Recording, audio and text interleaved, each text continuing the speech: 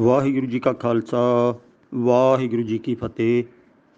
ਅੱਜ ਆਪਾਂ ਸਵਾਲ ਜਵਾਬ ਦਾ ਭਾਗ ਨੰਬਰ 17ਵਾਂ ਵਿਚਾਰ ਕਰ ਰਹੇ ਹਾਂ। ਹਰ ਇੱਕ ਭਾਗ ਦੇ ਵਿੱਚ 10 ਸਵਾਲ ਹੁੰਦੇ ਨੇ। ਮੇਰੇ ਵੱਲੋਂ ਆਪਣੀ ਬੁੱਧੀ ਅਨੁਸਾਰ ਉਹਨਾਂ ਦੇ ਜਵਾਬ ਦੇਣ ਦਾ ਯਤਨ ਕੀਤਾ ਜਾਂਦਾ ਹੈ। ਕੋਈ ਜ਼ਰੂਰੀ ਨਹੀਂ ਕਿ ਆਪਾਂ ਕਿਸੇ ਨਾਲ 100% ਸਹਿਮਤ ਹੋਈਏ। ਇੱਥੇ ਮੈਂ ਇਹ ਯਾਦ ਕਰਵਾ ਦੇਣਾ ਚਾਹੁੰਦਾ ਹਾਂ, ਬਹੁਤ ਵੱਡੇ ਵੱਡੇ ਚੋਟੀ ਦੇ ਵਿਦਵਾਨਾਂ ਦੇ ਵੀ ਆਪਸ ਦੇ ਵਿੱਚ ਵਿਚਾਰ ਨਹੀਂ ਮਿਲਦੇ, ਪਰ ਉਹ ਡਾਂਗ ਸੋਟਾ ਨਹੀਂ ਚਲਾਉਂਦੇ, ਮਰਨ ਮਾਰਨ 'ਤੇ ਨਹੀਂ ਉਤਰਦੇ, ਇੱਕ ਦੂਜੇ ਦਾ ਅਪਮਾਨ ਨਹੀਂ ਕਰਦੇ। ਸਾਡੇ ਸਿੱਖਾਂ ਦੇ ਵਿੱਚ ਇਹ ਬਹੁਤ ਵੱਡੀ ਇੱਕ ਤਰ੍ਹਾਂ ਦੀ ਬਿਮਾਰੀ ਫੈਲ ਗਈ ਹੈ। ਆਪ ਭਾਵੇਂ ਕੁਝ ਕਰਨਾ ਨਾ ਆਉਂਦਾ ਹੋਵੇ, ਪਰ ਦੂਜੇ ਨੂੰ ਬੋਲਣ ਨਹੀਂ ਦੇਣਾ, ਉਹਦਾ ਅਪਮਾਨ ਕਰਨਾ, ਉਹਨੂੰ ਬੇਇੱਜ਼ਤ ਕਰਨਾ। ਬਹੁਤ ਕੁਝ ਅਜਿਹਾ ਸਾਡੇ ਵਿੱਚ ਫੈਲ ਗਿਆ।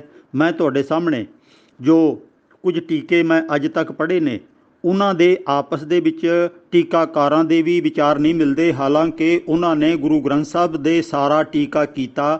ਕਈ ਤਾਂ ਰਾਜੇ ਮਹਾਰਾਜਿਆਂ ਦੇ ਸਰਪ੍ਰਸਤੀ ਦੇ ਵਿੱਚ ਉਹਨਾਂ ਨੇ ਕੰਮ ਕੀਤਾ ਅਤੇ ਉਹਨਾਂ ਦਾ ਸਮਾਜ ਦੇ ਵਿੱਚ ਨਾਮ ਹੈ, ਅਤੇ ਉਹਨਾਂ ਦੇ ਮੈਂ ਟੀਕੇ ਸਾਰਿਆਂ ਦੇ ਪੜ੍ਹ ਲਏ ਨੇ। ਅਤੇ ਹਰੇਕ ਟੀਕਾਕਾਰ ਇਹ ਕਹਿੰਦਾ ਕਿ ਮੈਂ ਅੰਤਮ ਸੱਚ ਨਹੀਂ ਪਾ ਲਿਆ, ਹੋਰ ਬਹੁਤ ਕੁਝ ਨਵੀਂ ਖੋਜ ਦੀ ਲੋੜ ਹੈ। ਅਤੇ ਮੈਂ ਜਿੰਨਾ ਮੈਨੂੰ ਪਤਾ ਸੀ ਮੈਂ ਉਤਨਾ ਕੋਈ ਤੁਹਾਡੇ ਸਾਹਮਣੇ ਰੱਖਣ ਲੱਗਿਆ ਹਾਂ। ਇਹੋ ਹੀ ਮੇਰਾ ਮੰਨਣਾ ਹੈ ਕਿ ਹਰ ਬੰਦਾ ਆਪਣੀ ਬੁੱਧੀ ਅਨੁਸਾਰ ਕੰਮ ਕਰਦਾ ਹੈ। ਜੇ ਕੋਈ ਭੈੜੇ ਸ਼ਬਦ ਵਰਤਦਾ, ਭੈੜੀਆਂ ਗੱਲਾਂ ਲਿਖਦਾ, ਬੋਲਦਾ, ਤਾਂ ਇਹਦਾ ਮਤਲਬ ਉਹਦੀ ਬੁੱਧੀ ਓਨੀ ਕੀ ਹੈ। ਮੈਂ ਤੁਹਾਡੇ ਸਾਹਮਣੇ ਰੱਖਣ ਲੱਗਿਆ ਕਿ ਮੈਂ ਫਰੀਦਕੋਟੀ ਟੀਕਾ ਵੀ ਪੜ੍ਹ ਲਿਆ, ਜਿਹੜਾ ਤਕਰੀਬਨ 1880 ਦੇ ਵਿੱਚ ਤਿਆਰ ਕੀਤਾ ਗਿਆ ਸੀ ਫਰੀਦਕੋਟ ਵਾਲੇ ਰਾਜੇ ਵੱਲੋਂ। ਕਈ ਸਾਰੇ ਉਦੋਂ ਦੇ ਜਿਹੜੇ ਵਿਦਵਾਨ ਸਨ ਉਹਨਾਂ ਨੂੰ ਬੁਲਾ ਕੇ ਉਹ ਟੀਕਾ ਕੀਤਾ ਸੀ। ਉਹ ਵੀ ਕਾਫੀ ਦੇਰ ਤੱਕ ਚੱਲਦਾ ਰਿਹਾ। ਫਿਰ ਪ੍ਰਿੰਸੀਪਲ ਤੇਜਾ ਸਿੰਘ ਨੇ ਉਹਦੇ ਨਾਲੋਂ ਹੋਰ ਵਧੀਆ ਟੀਕਾ ਕੀਤਾ। ਪ੍ਰੋਫੈਸਰ ਸਾਹਿਬ ਸਿੰਘ ਨੇ ਹੋਰ ਵਧੀਆ ਟੀਕਾ ਕੀਤਾ, ਅਤੇ ਡਾਕਟਰ ਗੋਪਾਲ ਸਿੰਘ ਨੇ ਆਪਣੇ ਤੌਰ 'ਤੇ ਇੰਗਲਿਸ਼ ਦੇ ਵਿੱਚ ਟੀਕਾ ਕੀਤਾ। ਸਰਦਾਰ ਮਨਮੋਹਨ ਸਿੰਘ ਨੇ ਵੀ ਇੰਗਲਿਸ਼ 'ਚ ਟੀਕਾ ਕੀਤਾ। ਇਹਨਾਂ ਦੋਵਾਂ ਦੇ ਪੰਜਾਬੀ 'ਚ ਅਨੁਵਾਦ ਵੀ ਹੋਏ ਨੇ। ਗਿਆਨੀ ਹਰਬੰਸ ਸਿੰਘ ਨੇ ਵੀ, ਪਟਿਆਲੇ ਵਾਲਿਆਂ ਨੇ ਗੁਰਬਾਣੀ ਦਾ ਮੁਕੰਮਲ ਟੀਕਾ ਕੀਤਾ ਹੋਇਆ ਹੈ। ਪ੍ਰੋਫੈਸਰ ਕਿਸ਼ਨ ਸਿੰਘ ਨੇ ਵੀ ਕੀਤਾ ਹੋਇਆ। ਹੋਰ ਵੀ ਕਿਸੇ ਨੇ ਅੱਧਾ ਅਧੂਰਾ, ਕਿਸੇ ਨੇ ਪੂਰਾ, ਬਹੁਤ ਸਾਰੇ ਟੀਕੇ ਹੋਏ ਨੇ, ਅਤੇ ਸਾਰਿਆਂ ਦੇ ਵਿਚਾਰ ਆਪਸ ਦੇ ਵਿੱਚ ਨਹੀਂ ਮਿਲਦੇ। ਇਹ ਕੋਈ ਹੈਰਾਨੀ ਵਾਲੀ ਗੱਲ ਨਹੀਂ। ਸਾਰਿਆਂ ਦਾ ਸੈਂਟਰਲ ਆਈਡੀਆ ਇਹ ਆਪਾਂ ਨੂੰ ਲੈਣਾ ਬਣਦਾ ਕਿ ਅਸੀਂ ਇੱਕ ਨੂੰ ਮੰਨਣ ਵਾਲੇ ਹਾਂ, ਚੰਗੇ ਇਨਸਾਨ ਬਣਨਾ ਹੈ, ਗੁਣਾਂ ਦੇ ਧਾਰਨੀ ਬਣਨਾ ਹੈ, ਅਤੇ ਬੁਰਾਈਆਂ ਨੂੰ ਛੱਡਣਾ ਹੈ। ਇਹ ਗੱਲ ਹੈ ਸਾਰਿਆਂ ਦੇ ਸਾਹਮਣੇ ਸਾਡੇ ਹੋਣੀ ਚਾਹੀਦੀ ਹੈ। ਆਓ ਆਪਾਂ ਅੱਗੇ ਗੱਲ ਨੂੰ ਤੋਰੀਏ। ਸਵਾਲ ਨੰਬਰ 171 ਭਾਈ ਤਰਸੇਮ ਸਿੰਘ ਮਾਨਸਾ ਤੋਂ ਪੁੱਛਦੇ ਨੇ, ਜੇ ਜ਼ੁਲਮ ਸਹਿਣਾ ਪਾਪ ਹੈ ਤਾਂ ਗੁਰੂ ਅਰਜਨ ਸਾਹਿਬ ਨੇ ਕਿਉਂ ਜ਼ੁਲਮ ਸਹਿਆ ਸੀ? ਗੁਰੂ ਪਿਆਰ ਵਾਲਿਓ, ਜ਼ੁਲਮ ਜਾਣ ਬੁੱਝ ਕੇ ਕੋਈ ਨਹੀਂ ਸਹਿੰਦਾ। ਉਹਦੀ ਮਜਬੂਰੀ ਹੈ, ਉਹਨੂੰ ਕੈਦ ਕੀਤਾ ਹੋਇਆ, ਉਹਨੂੰ ਨਰੜ ਕੇ ਜਕੜ ਕੇ ਰੱਖਿਆ ਹੋਇਆ। ਅਤੇ ਜਦੋਂ ਕਮਜ਼ੋਰ ਇਨਸਾਨ ਹੋਵੇ ਤਾਂ ਉਹਨੂੰ ਤਾਂ ਕਤਲ ਵੀ ਕੀਤਾ ਜਾ ਸਕਦਾ ਹੈ। ਅਸੀਂ ਦੇਖਦੇ ਹਾਂ ਕਮਜ਼ੋਰ ਧਿਰਾਂ ਨੂੰ ਸਦਾ ਤੋਂ, ਲੰਮੇ ਸਮੇਂ ਤੋਂ, ਸਦੀਆਂ ਤੋਂ, ਹਜ਼ਾਰਾਂ ਸਾਲਾਂ ਤੋਂ ਕਮਜ਼ੋਰਾਂ ਨੂੰ ਤਸੀਹੇ ਦੇ ਦੇ ਕੇ ਕਤਲ ਕੀਤਾ ਜਾਂਦਾ ਰਿਹਾ। ਜਿਤਨੀ ਦੇਰ ਤੱਕ ਅਸੀਂ ਕਮਜ਼ੋਰ ਹਾਂ, ਅਸੀਂ ਸੰਗਠਿਤ ਨਹੀਂ ਹੋਏ, ਸਾਨੂੰ ਗਿਆਨ ਅਕਲ ਨਹੀਂ ਆਇਆ, ਅਸੀਂ ਇਸੇ ਤਰ੍ਹਾਂ ਮਾਰ ਖਾਂਦੇ ਰਹਾਂਗੇ। ਸਾਰੀ ਦੁਨੀਆ ਦੇ ਵਿੱਚ ਇਹੋ ਹੀ ਤਰੀਕਾ ਸਮੇਤ ਪਸ਼ੂ ਪੰਛੀਆਂ ਦੇ ਇਸੇ ਤਰ੍ਹਾਂ ਚੱਲਦਾ ਆ ਰਿਹਾ ਹੈ। ਗੁਰੂ ਅਰਜਨ ਸਾਹਿਬ ਬਾਰੇ ਭਾਵੇਂ ਸਟੇਜਾਂ ਦੇ ਉੱਤੇ ਇਹ ਬੋਲ ਦਿੱਤਾ ਗਿਆ ਕਿ ਉਹ ਤਾਂ ਜੀ ਚੌਂਕੜਾ ਮਾਰ ਕੇ ਤੱਤੀ ਤਵੀ ਦੇ ਉੱਤੇ ਬੈਠ ਗਏ ਨਹੀਂ, ਉਹਨਾਂ ਨੂੰ ਹੱਥ ਪੈਰ ਬੰਨ੍ਹ ਕੇ ਨਰੜ ਕੇ ਆਲੇ ਦੁਆਲੇ ਪਹਿਰੇਦਾਰਾਂ ਨੇ ਚੁੱਕ ਕੇ ਤਵੀ 'ਤੇ ਬਿਠਾਇਆ ਜਾਂ ਤਵੀ 'ਤੇ ਸੁੱਟਿਆ। ਉਹ ਉਹਨਾਂ ਦਾ ਦੁਸ਼ਮਣ ਸੀ, ਅਤੇ ਉਹਨਾਂ ਨੂੰ ਕੋਈ ਪਿਆਰ ਕਰਨ ਵਾਲੀ ਜੇ ਗੱਲ ਹੁੰਦੀ ਤਾਂ ਤਵੀ 'ਤੇ ਬਿਠਾਉਂਦੇ ਹੀ ਕਿਉਂ? ਆਪਾਂ ਜਾਣਦੇ ਹਾਂ ਸਿੱਖਾਂ ਦੀ ਹਾਲੇ ਉਸ ਵੇਲੇ ਤਾਕਤ ਨਹੀਂ ਸੀ। ਤਾਕਤ ਘੱਟ ਹੋਣ ਕਰਕੇ ਗੁਰੂ ਅਰਜਨ ਸਾਹਿਬ ਨੂੰ ਤਸੀਹੇ ਦਿੱਤੇ ਗਏ ਅਤੇ ਉਹਨਾਂ ਨੂੰ ਸ਼ਹੀਦ ਕਰ ਦਿੱਤਾ ਗਿਆ। ਅਤੇ ਗੁਰੂ ਹਰਗੋਬਿੰਦ ਸਾਹਿਬ ਨੇ ਬਾਅਦ ਦੇ ਵਿੱਚ ਆਪਣੀ ਕੁਝ ਹੱਦ ਤੱਕ ਤਾਕਤ ਬਣਾਈ, ਕਿਉਂਕਿ ਕਾਰਨ ਵੱਡਾ ਇਹ ਸੀ, ਇੱਕ ਤਾਂ ਗੁਰੂ ਅਰਜਨ ਸਾਹਿਬ ਨੇ ਸਾਰੇ ਗੁਰੂਆਂ ਦੀ, ਭਗਤਾਂ ਦੀ ਬਾਣੀ ਨੂੰ ਇੱਕ ਥਾਂ 'ਤੇ ਇਕੱਤਰ ਕਰ ਦਿੱਤਾ, ਅਤੇ ਬਹੁਤ ਉੱਚੇ ਪੱਧਰ ਦੀ ਵਿਚਾਰਧਾਰਾ ਲੋਕਾਂ ਦੇ ਸਾਹਮਣੇ ਆਉਣ ਦੀ ਸੰਭਾਵਨਾ ਬਣ ਗਈ। ਜਿਹੜਾ ਕੋਈ ਪੜ੍ਹੇਗਾ ਉਹ ਗਿਆਨਵਾਨ ਬਣੇਗਾ। ਦੂਜੀ ਗੱਲ, ਇੱਕ ਤਾਂ ਹਕੂਮਤ ਨੂੰ ਇਹ ਚੁੱਭਦੀ ਸੀ। ਅਗਲੀ ਗੱਲ ਸੀ, ਹਾਲੇ ਗਿਣਤੀ ਘੱਟ ਸੀ, ਅਤੇ ਗੁਰੂ ਅਰਜਨ ਸਾਹਿਬ ਨੇ ਇਤਨੇ ਪਰਉਪਕਾਰ ਕਰ ਦਿੱਤੇ ਸੀ ਕਿ ਲੋਕਾਂ ਦੇ ਮਨਾਂ 'ਚ ਉਹਨਾਂ ਦੀ ਸ਼ਹੀਦੀ ਦੇ ਨਾਲ पूरी तरह गुस्सा प्रचंड हो गया सी। उस प्रचंड गुस्से का कुछ हद तक फायदा उठाउण वास्ते गुरु हरगोबिंद साहब ने समा पा के सिखां नूं आख्या कि मैनूं बहुत सारी फौज की लोड़ है, जे इस जुल्म नूं मेटना है तां आपां घोड़े ਅਤੇ हथियार रखीए, गुरीला जंग शुरू करिए। तो 4 जंगां भावें छोटियां सही गुरु हरगोबिंद साहब ने लड़ियां ते अंत नूं अपने सिखां दी ते अपने आप दी हिफाजत वास्ते ਪਹਿਲਾਂ ਤਾਂ ਉਹਨਾਂ ਨੂੰ ਬਠਿੰਡੇ ਦੇ ਮਾਰੂਥਲ ਇਲਾਕਿਆਂ ਦੇ ਵਿੱਚ ਜਾ ਕੇ ਪਨਾਹ ਲੈਣੀ ਪਈ ਤੇ ਫਿਰ ਉਹਨਾਂ ਨੇ ਇੱਧਰਲਾ ਜਿਹੜਾ ਮੈਦਾਨੀ ਇਲਾਕਾ ਪੰਜਾਬ ਸੀ ਇਹਨੂੰ ਛੱਡ ਕੇ ਕੀਰਤਪੁਰ ਦਰਿਆ ਦੇ ਕਿਨਾਰੇ, ਇੱਕ ਪਾਸੇ ਪਹਾੜੀਆਂ ਇੱਕ ਪਾਸੇ ਦਰਿਆ ਤੇ ਵਿਚਕਾਰ ਉਹਨਾਂ ਨੇ ਅਜਿਹੀ ਥਾਂ ਤੇ ਆਪਣਾ ਡੇਰਾ ਬਣਾਇਆ ਜਿੱਥੇ ਸੁਰੱਖਿਅਤਾ ਜ਼ਿਆਦਾ ਸੀ ਤੇ ਲੋੜਾਂ ਪੂਰੀਆਂ ਹੋ ਸਕਦੀਆਂ ਸੀ ਤੇ ਫੌਜ ਦਾ ਵਾਧਾ ਕੀਤਾ ਜਾ ਸਕਦਾ ਸੀ। ਇਸ ਤਰ੍ਹਾਂ ਉਹਨਾਂ ਨੇ ਆਪਣੀ ਉੱਥੇ ਫੌਜ ਦੀ ਛਾਉਣੀ ਤਿਆਰ ਕੀਤੀ। ਉਪਰੰਤ ਗੁਰੂ ਹਰਗੋਬਿੰਦ ਸਾਹਿਬ ਨੂੰ ਵੀ ਗ੍ਰਿਫਤਾਰ ਕੀਤਾ ਗਿਆ ਜਹਾਂਗੀਰ ਵੱਲੋਂ। ਉਹ ਵੀ ਸਮੇਂ ਦਾ ਮਤਭੇਦ ਹੈ ਵਿਦਵਾਨਾਂ ਦੇ ਵਿੱਚ। ਗਵਾਲੀਅਰ ਦੇ ਕਿਲੇ ਵਿੱਚ ਗੁਰੂ ਹਰਗੋਬਿੰਦ ਸਾਹਿਬ ਵੀ ਕੁਝ ਸਮਾਂ ਕੈਦ ਰੱਖੇ ਗਏ। ਤੇ ਜੇ ਕੋਈ ਆਖੇ ਕਿ ਉਹ ਕੈਦ ਹੋਣ ਕਿਉਂ ਚਲੇ ਗਏ, ਕੋਈ ਆਪਣੀ ਖੁਸ਼ੀ ਨਾਲ ਥੋੜ੍ਹਾ ਗਏ ਸੀ ਉਹ ਕੈਦ ਹੋਣ ਵਾਸਤੇ, ਉਹਨਾਂ ਨੂੰ ਕੈਦ ਕੀਤਾ ਗਿਆ ਸੀ। ਇਸੇ ਤਰ੍ਹਾਂ ਗੁਰੂ ਤੇਗ ਬਹਾਦਰ ਸਾਹਿਬ ਨੂੰ ਮਲਕਪੁਰ ਰੰਘਣਾ ਰੋਪੜ ਦੇ ਨੇੜਿਓਂ ਗ੍ਰਿਫਤਾਰ ਕੀਤਾ ਗਿਆ ਸੀ ਤੇ ਉਹਨਾਂ ਨੂੰ ਪਿੰਜਰੇ 'ਚ ਬੰਦ ਕਰਕੇ ਬਸੀ ਪਠਾਣਾ, ਇੱਕ ਅੱਜ ਕੱਲ੍ਹ ਕਸਬਾ ਹੈ ਸਰਹੰਦ ਦੇ ਨੇੜੇ, ਉੱਥੇ ਪਹਿਲਾਂ ਰੱਖਿਆ ਗਿਆ। ਉਸ ਬਸੀ ਪਠਾਣਾ ਕਸਬੇ ਤੋਂ ਉਹਨਾਂ ਨੂੰ ਗੱਡੇ ਆਦਿਕ ਦੇ ਉੱਤੇ ਪਿੰਜਰਾ ਲੱਦ ਕੇ ਸਰਹੰਦ ਪਹੁੰਚਾਇਆ ਗਿਆ। ਸਰਹੰਦ ਤੋਂ ਅੱਗੇ ਹੌਲੀ ਹੌਲੀ, ਕਿਉਂਕਿ ਸਾਧਨ ਇਹੋ ਜਿਹੇ ਸਨ ਅੱਗੇ, ਉਹਨਾਂ ਨੂੰ ਪਿੰਜਰੇ 'ਚ ਬੰਦ ਕਰਕੇ ਦਿੱਲੀ ਪਹੁੰਚਾਇਆ ਗਿਆ ਤੇ ਅੱਗੋਂ ਔਰੰਗਜ਼ੇਬ ਦੇ ਹੁਕਮ ਦੇ ਮੁਤਾਬਕ ਉਹਨਾਂ ਨੂੰ ਤਸੀਹੇ ਦਿੱਤੇ ਗਏ। ਮੁਸਲਮਾਨ ਬਣਨ ਵਾਸਤੇ ਉਹਨਾਂ ਨੂੰ ਆਖਿਆ ਗਿਆ ਤੇ ਗੁਰੂ ਤੇਗ ਬਹਾਦਰ ਸਾਹਿਬ ਨੇ ਕੋਈ ਵੀ ਗਲਤ ਸਮਝੌਤਾ ਨਹੀਂ ਕੀਤਾ ਤੇ ਅੰਤ ਉਹਨਾਂ ਨੂੰ ਨਵੰਬਰ ਮਹੀਨੇ ਦੇ ਵਿੱਚ 1675 ਦੇ ਵਿੱਚ ਸ਼ਹੀਦ ਕਰ ਦਿੱਤਾ ਗਿਆ। ਉਹ ਆਪ ਉੱਥੇ ਚੱਲ ਕੇ ਨਹੀਂ ਗਏ ਜਿਵੇਂ ਕਿ ਪ੍ਰਚਾਰਿਆ ਗਿਆ, ਉਹਨਾਂ ਨੂੰ ਮਲਕਪੁਰ ਰੰਘਣਾ ਤੋਂ ਗ੍ਰਿਫਤਾਰ ਕੀਤਾ ਗਿਆ। ਤੇ ਇਸ ਤਰ੍ਹਾਂ ਜਿਹੜੀ ਆਪਾਂ ਕਹਿ ਦਿੰਦੇ ਹਾਂ ਆਪਣੇ ਆਪ ਉਹ ਚਲੇ ਗਏ, ਸਾਰੇ ਜਣਿਆਂ ਨੇ ਇਹੋ ਹੀ ਪ੍ਰਚਾਰ ਕੀਤਾ ਗਿਆ। ਇਤਿਹਾਸ ਹੋਰ ਪੜ੍ਹਨ ਦੀ ਤੇ ਖੋਜਣ ਦੀ ਲੋੜ ਹੈ। ਜ਼ੁਲਮ ਸਹਿਣਾ ਪਾਪ ਹੈ ਜਿਹੜਾ ਸ਼ਬਦ ਹੈ, ਜਾਣ ਬੁੱਝ ਕੇ ਜ਼ੁਲਮ ਕੋਈ ਵੀ ਸਹਿਣਾ ਨਹੀਂ ਚਾਹੁੰਦਾ। ਜਿੰਨੀ ਤਾਕਤ ਹੈ, ਜਿੰਨੀ ਸਿਆਣਪ ਹੈ, ਹਰੇਕ ਬੰਦਾ ਜ਼ੁਲਮ ਦਾ ਮੁਕਾਬਲਾ ਕਰਨ ਦਾ ਉਪਰਾਲਾ ਕਰਦਾ ਹੈ। ਜਿਹੜੇ ਇਸ ਜ਼ੁਲਮ ਦਾ ਮੁਕਾਬਲਾ ਨਹੀਂ ਕਰ ਸਕਦੇ ਉਹ ਫਿਰ ਸਦਾ ਵਾਸਤੇ ਗੁਲਾਮੀ ਸਵੀਕਾਰ ਕਰ ਲੈਂਦੇ ਨੇ ਤੇ ਉਹਨਾਂ ਦੇ ਅੰਦਰੋਂ ਅਣਖ ਇੱਜ਼ਤ ਮਰ ਜਾਂਦੀ ਹੈ। ਜੇ ਇੱਕ ਬੰਦਾ ਅੱਜ ਸ਼ਹੀਦ ਹੋ ਗਿਆ, ਲੇਖੇ ਲੱਗ ਗਿਆ, ਪਰ ਉਹਨੇ ਕੋਈ ਗਲਤ ਸਮਝੌਤਾ ਨਹੀਂ ਕੀਤਾ ਤਾਂ ਉਹਦੀਆਂ ਆਉਣ ਵਾਲੀਆਂ ਨਸਲਾਂ, ਉਹਦੀਆਂ ਪੀੜ੍ਹੀਆਂ, ਉਹਦੇ ਪੈਰੋਕਾਰ, ਉਹਦੇ ਸੇਵਕ ਜੇ ਕਿਤੇ ਆਪਣੀ ਅਣਖ ਇੱਜ਼ਤ ਬਚਾਉਣ ਵਾਸਤੇ ਤਕੜੇ ਨਹੀਂ ਹੁੰਦੇ, ਸੰਗਠਿਤ ਨਹੀਂ ਹੁੰਦੇ, ਸਿਆਣੇ ਨਹੀਂ ਬਣਦੇ ਤਾਂ ਇਹ ਜ਼ੁਲਮ ਫਿਰ ਇਸੇ ਤਰ੍ਹਾਂ ਸਦਾ ਚੱਲਦਾ ਰਹਿੰਦਾ ਹੈ। ਤੇ ਅਸੀਂ ਆਲੇ ਦੁਆਲੇ ਜਿੱਥੇ ਵੀ ਕਿਤੇ ਇਤਿਹਾਸ ਪੜ੍ਹਾਂਗੇ ਦੁਨੀਆ ਦਾ, ਆਪਣੇ ਉੱਤੇ ਹੋ ਰਹੇ ਜ਼ੁਲਮ ਨੂੰ ਰੋਕਣ ਵਾਸਤੇ ਸਮੇਂ ਦੇ ਮੁਖੀਆਂ ਨੇ, ਜਥੇਬੰਦੀਆਂ ਨੇ, ਤੇ ਭਾਵੇਂ ਉਹ ਰਾਜਨੀਤਿਕ ਸਨ ਤੇ ਭਾਵੇਂ ਉਹ ਧਾਰਮਿਕ ਸਨ, ਉਹਨਾਂ ਨੇ ਕੋਈ ਨਾ ਕੋਈ ਤਰੀਕਾ ਲੱਭਿਆ ਕਿ ਇਸ ਹੋ ਰਹੇ ਜ਼ੁਲਮ ਨੂੰ, ਅਤਿਆਚਾਰ ਨੂੰ ਕਿਵੇਂ ਰੋਕਿਆ ਜਾਵੇ, ਸਵੈਮਾਨ ਨਾਲ ਕਿਵੇਂ ਰਿਹਾ ਜਾਵੇ, ਕਿਵੇਂ ਆਪਣੇ ਲੋਕਾਂ ਨੂੰ ਜੀਵਤ ਰੱਖਿਆ ਜਾਵੇ। ਇਹ ਸਾਰਾ ਕੁਝ ਜਾਣ ਬੁੱਝ ਕੇ ਜ਼ੁਲਮ ਨਹੀਂ ਸਹਿਆ ਜਾਂਦਾ, ਬਲਕਿ ਕਮਜ਼ੋਰ ਧਿਰਾਂ 'ਤੇ ਜ਼ੁਲਮ ਹਾਕਮਾਂ ਵੱਲੋਂ, ਤਾਕਤਵਰਾਂ ਵੱਲੋਂ ਕੀਤਾ ਜਾਂਦਾ। ਇਸ ਗੱਲ ਨੂੰ ਸਾਹਮਣੇ ਰੱਖੀਏ। ਗੁਰੂ ਅਰਜਨ ਸਾਹਿਬ ਨੇ ਜ਼ੁਲਮ ਆਪ ਸਹਿਆ ਨਹੀਂ। ਜਦੋਂ ਬੰਦਾ ਕੈਦ ਵਿੱਚ ਹੋਵੇ, ਉਹਦੇ ਕੋਲੇ ਤਾਕਤ ਘੱਟ ਹੋਵੇ ਤਾਂ ਫਿਰ ਇਹ ਜ਼ੁਲਮ ਉਹਦੇ 'ਤੇ ਕੀਤੇ ਜਾਂਦੇ ਨੇ। ਸਵਾਲ ਨੰਬਰ 172 ਭਾਈ ਗੁਰਪ੍ਰੀਤ ਸਿੰਘ ਬੁੱਧਗੜ੍ਹ ਹੁਸ਼ਿਆਰਪੁਰ ਤੋਂ, ਇਹਨਾਂ ਦਾ ਸਵਾਲ ਹੈ, ਗੁਰੂ ਗ੍ਰੰਥ ਸਾਹਿਬ ਵਿੱਚ ਸੱਚ ਝੂਠ ਬਾਰੇ ਕੀ ਉਪਦੇਸ਼ ਹੈ? ਗੁਰੂ ਗ੍ਰੰਥ ਸਾਹਿਬ ਦੇ ਵਿੱਚ ਸਾਰੇ ਦਾ ਸਾਰਾ ਜਿਹੜਾ ਨਿਬੇੜਾ ਹੈ ਸੱਚ 'ਤੇ ਆਧਾਰਿਤ ਜੀਵਨ ਜਿਉਣ 'ਤੇ ਹੀ ਗੁਰੂ ਸਾਹਿਬ ਨੇ ਕੀਤਾ ਹੈ ਕਿ ਜਿਵੇਂ ਕੁਦਰਤ ਦਾ ਨਿਯਮ ਅਟੱਲ ਹੈ, ਅਡੋਲ ਹੈ, ਸੱਚ 'ਤੇ ਆਧਾਰਿਤ ਚੱਲਦਾ ਹੈ, ਉਹਦੇ ਵਿੱਚ ਤਬਦੀਲੀ ਅਸੀਂ ਇਨਸਾਨ ਕੋਈ ਨਹੀਂ ਕਰ ਸਕਦੇ। ਜਿਵੇਂ ਸੂਰਜ ਨੇ ਆਪਣੇ ਮਿੱਥੇ ਸਮੇਂ 'ਤੇ ਚੜ੍ਹਨਾ ਹੈ, ਮਿੱਥੇ ਸਮੇਂ ਦੀ ਦੂਰੀ ਉਹਨੇ ਸਦਾ ਸਾਡੇ ਤੋਂ ਬਣਾ ਕੇ ਰੱਖਣੀ ਹੈ। ਮੌਸਮ ਦੀ ਤਬਦੀਲੀ ਦੇ ਵਿੱਚ, ਧਰਤੀ ਦੇ ਘੁੰਮਣ ਦੇ ਵਿੱਚ, ਠੰਡ, ਗਰਮੀ, ਸਰਦੀ ਆਦਿਕ, ਬਰਸਾਤ ਦਾ ਮੌਸਮ, ਹਵਾ ਤੇਜ਼ ਆਦਿਕ ਉਸ ਕੁਦਰਤ ਦੇ ਨਿਯਮ ਦੇ ਅਨੁਸਾਰ ਹੀ ਸਾਰੇ ਆਉਂਦੇ ਨੇ। ਤੇ ਜੋ ਵੀ ਧਰਤੀ ਦੇ ਵਿੱਚ ਭੁਚਾਲ ਆਉਂਦੇ ਨੇ, ਧਰਤੀ ਹਿਲਦੀ ਹੈ ਜਾਂ ਲਾਵੇ ਫੁੱਟਦੇ ਨੇ, ਇਹ ਵੀ ਇੱਕ ਨਿਯਮ ਹੈ। ਜੇ ਇਸੇ ਤਰ੍ਹਾਂ ਪਾਣੀ ਦੇ ਵਿੱਚ, ਸਮੁੰਦਰਾਂ ਦੇ ਵਿੱਚ ਬਹੁਤ ਸਾਰੇ ਤੂਫਾਨ ਆਉਂਦੇ ਨੇ, ਉਹ ਵੀ ਆਪਣੇ ਅਟਲ ਨਿਯਮ ਦੇ ਵਿੱਚ ਚੱਲਦੇ ਨੇ। ਇਨਸਾਨ ਉਹਨਾਂ 'ਤੇ ਕਾਬੂ ਨਹੀਂ ਪਾ ਸਕਦਾ। ਤੋ ਇਸੇ ਤਰ੍ਹਾਂ ਇਹਨਾਂ ਚੀਜ਼ਾਂ ਦੀਆਂ ਉਦਾਹਰਣਾਂ ਦੇ ਕੇ ਗੁਰੂ ਸਾਹਿਬ ਸਾਨੂੰ ਸਮਝਾਉਂਦੇ ਨੇ ਕਿ ਭਾਈ ਉਸ ਕੁਦਰਤ ਦੇ ਨਿਯਮ ਨੂੰ ਸਮਝੋ। ਜਿਵੇਂ ਆਪਣੇ ਰਾਹ 'ਤੇ ਸਦਾ ਅਡੋਲ ਹੋ ਕੇ ਉਹ ਅਸੂਲ ਕੰਮ ਕਰਦੇ ਆ ਰਹੇ ਨੇ, ਤੁਸੀਂ ਵੀ ਇਸ ਤਰ੍ਹਾਂ ਹੀ ਆਪਣੀ ਜ਼ਿੰਦਗੀ ਦੇ ਵਿੱਚ ਅਡੋਲ ਰਹਿਣਾ ਹੈ, ਅਸੂਲਾਂ 'ਤੇ ਪਰਪੱਕ ਰਹਿਣਾ ਹੈ। ਭਾਵੇਂ ਤੁਸੀਂ ਉਹਦੇ ਵਰਗੇ ਤਾਕਤ ਤਾਂ ਨਹੀਂ ਹੋ, ਪਰ ਇਹ ਤਾਂ ਯਾਦ ਰੱਖੋ ਤੁਸੀਂ ਉਸ ਕੁਦਰਤ ਦਾ ਇੱਕ ਹਿੱਸਾ ਹੋ।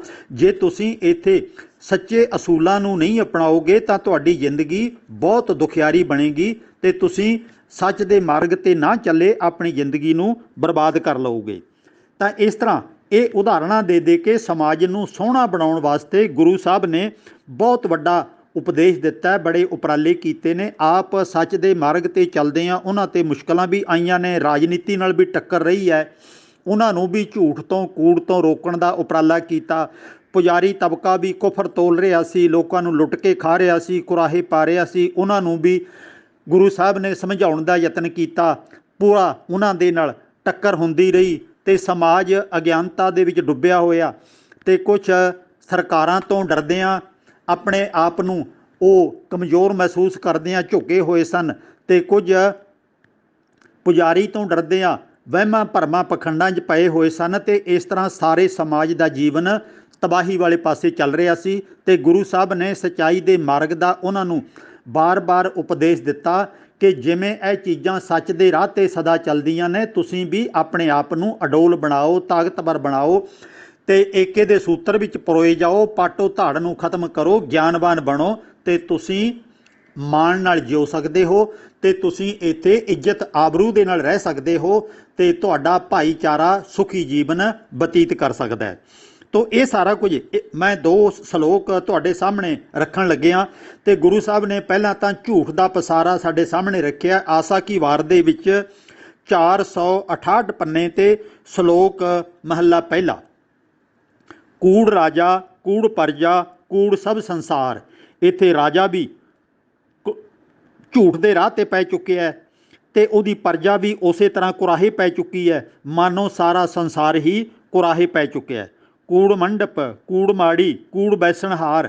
ਇੱਥੇ ਤੰਬੂ ਆਦਿਕ ਐਸ਼ ਪ੍ਰਸਤੀ ਦੇ ਸਾਧਨ ਜਿਹੜੇ ਇਹਨਾਂ 'ਚ ਬੈਠਦੇ ਨੇ ਸਾਰੇ ਹੀ ਝੂਠ 'ਤੇ ਆਧਾਰਿਤ ਨੇ। ਕੂੜ ਸੋਇਨਾ, ਕੂੜ ਰੂਪਾ, ਕੂੜ ਪਹਿਨਣਹਾਰ। ਇੱਥੇ ਸੋਨੇ ਚਾਂਦੀ ਦਾ ਜੋ ਤੁਸੀਂ ਪਿਆਰ ਕਰ ਰਹੇ ਹੋ ਇਹ ਸਾਰਾ ਝੂਠ ਦਾ ਪਸਾਰਾ ਹੈ ਤੁਹਾਡਾ ਤੇ ਇਹਨਾਂ ਨੂੰ ਪਹਿਨਣ ਵਾਲੇ ਵੀ ਝੂਠੇ ਨੇ, ਭਾਵ ਕਿ ਤੁਹਾਡਾ ਜੀਵਨ ਚੰਗਾ ਨਹੀਂ ਹੋਇਆ। ਕੂੜ ਕਾਇਆ, ਕੂੜ ਕੱਪੜ, ਕੂੜ ਰੂਪ ਅਪਾਰ। ਤੁਹਾਡੇ ਸੋਹਣੇ ਕੱਪੜੇ, ਸੋਹਣਾ ਸਰੀਰ ਕੀ ਕਰਨਾ ਹੈ, ਤੁਹਾਡੀ ਸੁੰਦਰਤਾ ਕੀ ਕਰਨੀ ਹੈ ਜੇ ਤੁਹਾਡਾ ਜੀਵਨ ਸਵੱਛ ਨਹੀਂ ਹੈ, ਸੱਚ 'ਤੇ ਆਧਾਰਿਤ ਨਹੀਂ ਹੈ। ਕੂੜ ਮੀਆਂ, ਕੂੜ ਬੀਬੀ, ਖੱਪ ਹੋਏ ਖਾਰ। ਇੱਥੇ ਪਤੀ ਪਤਨੀ ਦਾ ਰਿਸ਼ਤਾ ਵੀ ਵਿਖਾਵੇ ਮਾਤਰ ਹੈ, ਇਹ ਬਰਬਾਦ ਹੋ ਰਹੇ ਨੇ, ਇੱਕ ਦੂਜੇ ਪ੍ਰਤੀ ਵਫਾਦਾਰ ਨਹੀਂ ਰਹੇ। ਕੂੜ ਕੂੜਾ ਨੇ ਲੱਗਾ, ਵਿਸਰਿਆ ਕਰਤਾਰ। ਇਸ ਤਰ੍ਹਾਂ ਝੂਠੇ ਦਾ ਝੂਠੇ ਨਾਲ ਹੀ ਪਿਆਰ ਬਣਿਆ ਹੋਇਆ ਤੇ ਉਹ ਪ੍ਰਮਾਤਮਾ ਦੇ ਅਟਲ ਨਿਯਮ ਨੂੰ ਭੁੱਲ ਗਏ ਨੇ, ਉਸ ਨਿਯਮ ਦੇ ਅਨੁਸਾਰ ਉਹ ਜਿਉਣਾ ਨਹੀਂ ਚਾਹੁੰਦੇ। ਕਿਸ ਨਾਲ ਕੀਚੈ ਦੋਸਤੀ, ਸਭ ਜਗ ਚੱਲਣ ਹਾਰ। ਕਿਹਦੇ ਨਾਲ ਪਿਆਰ ਪਾਈਏ, ਕਿਹਦੇ ਨਾਲ ਦੋਸਤੀ ਕਰੀਏ, ਇਹ ਤਾਂ ਸਾਰੇ ਹੀ ਝੂਠ 'ਤੇ ਆਧਾਰਿਤ ਬਿਨਸਦੇ ਜਾ ਰਹੇ ਨੇ। ਕੂੜ ਮਿੱਠਾ, ਕੂੜ ਮਾਖਿਓ, ਕੂੜ ਡੋਬੇ ਪੂਰ। ਇਹ ਤੁਹਾਨੂੰ ਚੰਗਾ ਤੇ ਬਹੁਤ ਲੱਗਦਾ ਜਿਹੜਾ ਝੂਠ ਹੈ, ਪਰ ਇਹਨੇ ਵੱਡੇ ਵੱਡੇ ਸਮਾਜ ਡੋਬ ਦਿੱਤੇ, ਬੜੇ ਵੱਡੇ ਰਾਜ ਤਬਾਹ ਕਰ ਦਿੱਤੇ ਤੇ ਇੱਥੇ ਕੁਝ ਵੀ ਬਾਕੀ ਨਹੀਂ ਰਿਹਾ ਜਿਹੜਾ ਇਸ ਗਲਤ ਰਾਹ 'ਤੇ ਚੱਲਦਾ ਹੈ। ਨਾਨਕ ਬਖਾਣੈ ਬੇਨਤੀ, ਤੁਧ ਬਾਝ ਕੂੜੋ ਕੂੜ। ਗੁਰੂ ਨਾਨਕ ਸਾਹਿਬ ਕਹਿ ਰਹੇ ਨੇ, ਮੈਂ ਬੇਨਤੀ ਕਰਦਾ ਭਾਈ ਉਸ ਅਟਲ ਨਿਯਮ ਤੋਂ ਬਿਨਾਂ ਸਾਰਾ ਝੂਠ ਹੀ ਝੂਠ ਹੈ, ਲੋਕੀ ਉਸ ਕੂੜ ਦੇ ਝੂਠ ਦੇ ਰਾਹ 'ਤੇ ਚੱਲ ਪਏ ਨੇ। ਫਿਰ ਸੱਚ ਕੀ ਹੈ? ਮਹੱਲਾ ਪਹਿਲਾ। ਸੱਚ ਤਾਂ ਪਰ ਜਾਣੀਐ ਜਾਂ ਹਿਰਦੈ ਸੱਚਾ ਹੋਏ। ਭਾਈ ਸੱਚ ਉਹ ਹੈ ਜੇ ਤੁਹਾਡੇ ਅੰਦਰ ਸੱਚਾਈ ਟਿਕ ਗਈ, ਭਾਵੇਂ ਜੋ ਮਰਜ਼ੀ ਹੋ ਜਾਵੇ, ਤੁਸੀਂ ਅਡੋਲ ਰਹਿ ਕੇ ਸੱਚ ਦੇ ਮਾਰਗ 'ਤੇ ਚੱਲਣਾ ਹੈ। ਕੂੜ ਕੀ ਮਲ ਉਤਰੈ, ਤਨ ਕਰੇ ਹੱਛਾ ਧੋਏ।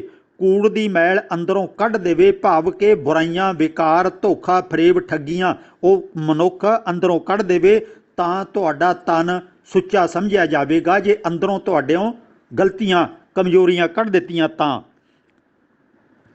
ਸੱਚ ਤਾਂ ਪਰ ਜਾਣੀ ਹੈ ਜਾਂ ਸੱਚ ਧਰੇ ਪਿਆਰ। ਜਿਵੇਂ ਅੱਜ ਤੁਸੀਂ ਝੂਠ ਨੂੰ ਪਿਆਰ ਕਰ ਰਹੇ ਹੋ ਤਾਂ ਇਸ ਤਰ੍ਹਾਂ ਸੱਚ ਦੇ ਨਾਲ ਪਿਆਰ ਕਰਨਾ ਪਵੇਗਾ ਤਾਂ ਤੁਹਾਨੂੰ ਸੱਚੇ ਮੰਨਿਆ ਜਾਵੇਗਾ। ਨੌ ਸੁਣ ਮਨ ਰਹਿਸੀ ਹੈ ਤਾਂ ਪਾਏ ਮੋਖ ਦੁਆਰ।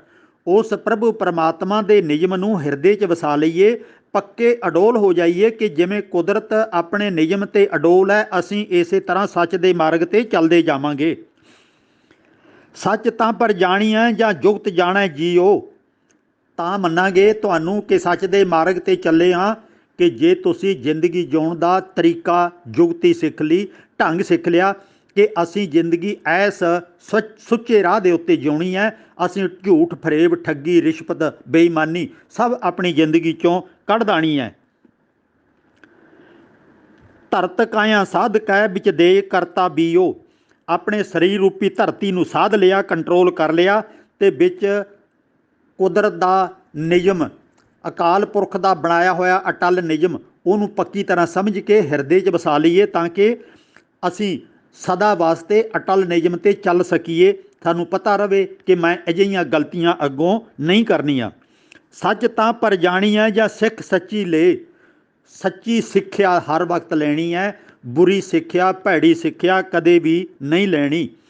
ਦਇਆ ਜਾਣੈ ਜੀ ਕੀ ਕਿਛ ਪੁੰਨ ਦਾਨ ਕਰੇ। ਹਰ ਇੱਕ ਜੀਵ 'ਤੇ ਦਇਆ ਕਰੇ, ਪਿਆਰ ਭਰਿਆ ਵਰਤਾਓ ਕਰੇ, ਮਿੱਠਾ ਬੋਲੇ, ਔਗਣਾਂ ਨੂੰ, ਕੁੜੱਤਣ ਨੂੰ ਆਪਣੀ ਜ਼ਿੰਦਗੀ 'ਚੋਂ ਕੱਢ ਦੇਵੇ। ਉਹਨਾਂ ਦੇ ਉੱਤੇ ਪੁੰਨਦਾਨ ਤੋਂ ਭਾਵ ਹੈ ਲੋੜਵੰਦਾਂ ਦੀ ਲੋੜ ਪੂਰੀ ਕਰੇ।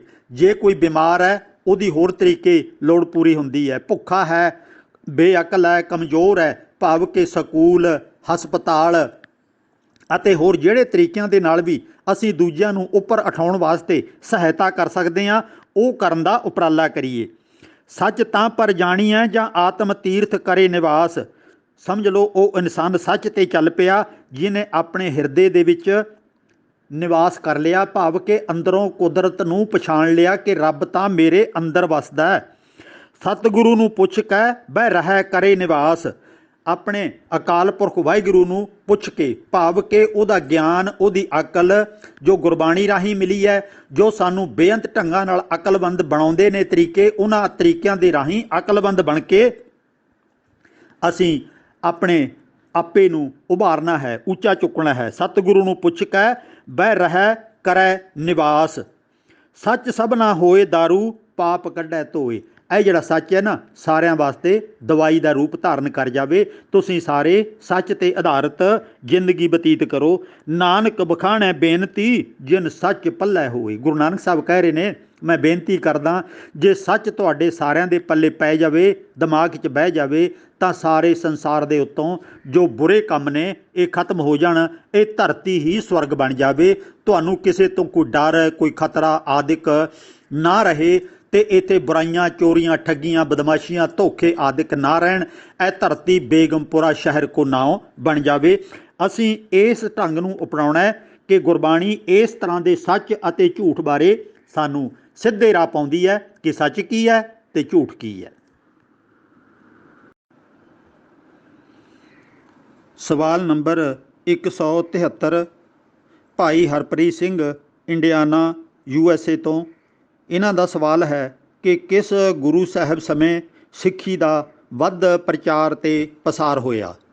ਇਸ ਗੱਲ ਦਾ ਸਾਡੇ ਕੋਲ ਇਤਿਹਾਸਕ ਤੌਰ 'ਤੇ ਲਿਖਤੀ ਰੂਪ ਦੇ ਵਿੱਚ ਕੋਈ ਪ੍ਰਮਾਣਿਕ ਸਬੂਤ ਤਾਂ ਨਹੀਂ ਹੈਗੇ, ਪਰ ਇੰਨਾ ਕੁ ਜ਼ਰੂਰ ਹੈ ਕਿ ਸਭ ਤੋਂ ਲੰਮੀਆਂ ਯਾਤਰਾਵਾਂ, ਲਗਭਗ ਆਪਣੀ ਬਹੁਤੀ ਜ਼ਿੰਦਗੀ ਗੁਰੂ ਨਾਨਕ ਸਾਹਿਬ ਨੇ ਪ੍ਰਚਾਰ 'ਤੇ ਹੀ ਲੇਖੇ ਲਾਈ ਹੈ ਅਤੇ ਗੁਰੂ ਨਾਨਕ ਸਾਹਿਬ ਨੇ ਹੀ ਦੂਰ ਦਰਾਜ ਦੇ ਇਲਾਕਿਆਂ ਤੱਕ, ਇੱਧਰ ਦੱਖਣ 'ਚ, ਪੂਰਬ 'ਚ, ਉੱਤਰ ਦੇ ਵਿੱਚ ਹਿਮਾਲਾ ਪਰਬਤ ਤੱਕ ਅਤੇ ਪੱਛਮ ਦੇ ਵਿੱਚ ਮੱਕੇ ਤੱਕ ਦੀ ਯਾਤਰਾ ਗੁਰੂ ਨਾਨਕ ਸਾਹਿਬ ਨੇ ਕੀਤੀ ਹੈ। ਦੁਨੀਆ ਦੇ ਜਿਹੜੇ ਬਹੁਤ ਜ਼ਿਆਦਾ ਯਾਤਰਾਵਾਂ ਕਰਨ ਵਾਲੇ ਲੋਕ ਸਨ, ਗੁਰੂ ਨਾਨਕ ਸਾਹਿਬ ਉਹਨਾਂ 5-4 ਇਨਸਾਨਾਂ ਦੇ ਵਿੱਚੋਂ ਇੱਕ ਨੇ ਜਿਨ੍ਹਾਂ ਨੇ ਆਪਣੇ ਖਾਸ ਮਕਸਦ ਦੇ ਵਾਸਤੇ ਦੁਨੀਆ ਦੀ ਉਹਨਾਂ ਜ਼ਮਾਨਿਆਂ 'ਚ ਬੇਖਮ ਹਾਲਤਾਂ ਹੋਣ ਦੇ ਬਾਵਜੂਦ ਵੀ, ਸਾਧਨ ਨਾ ਹੋਣ ਦੇ ਬਾਵਜੂਦ ਵੀ ਉਹਨਾਂ ਨੇ ਇੰਨੀਆਂ ਲੰਮੀਆਂ ਯਾਤਰਾਵਾਂ ਕੀਤੀਆਂ।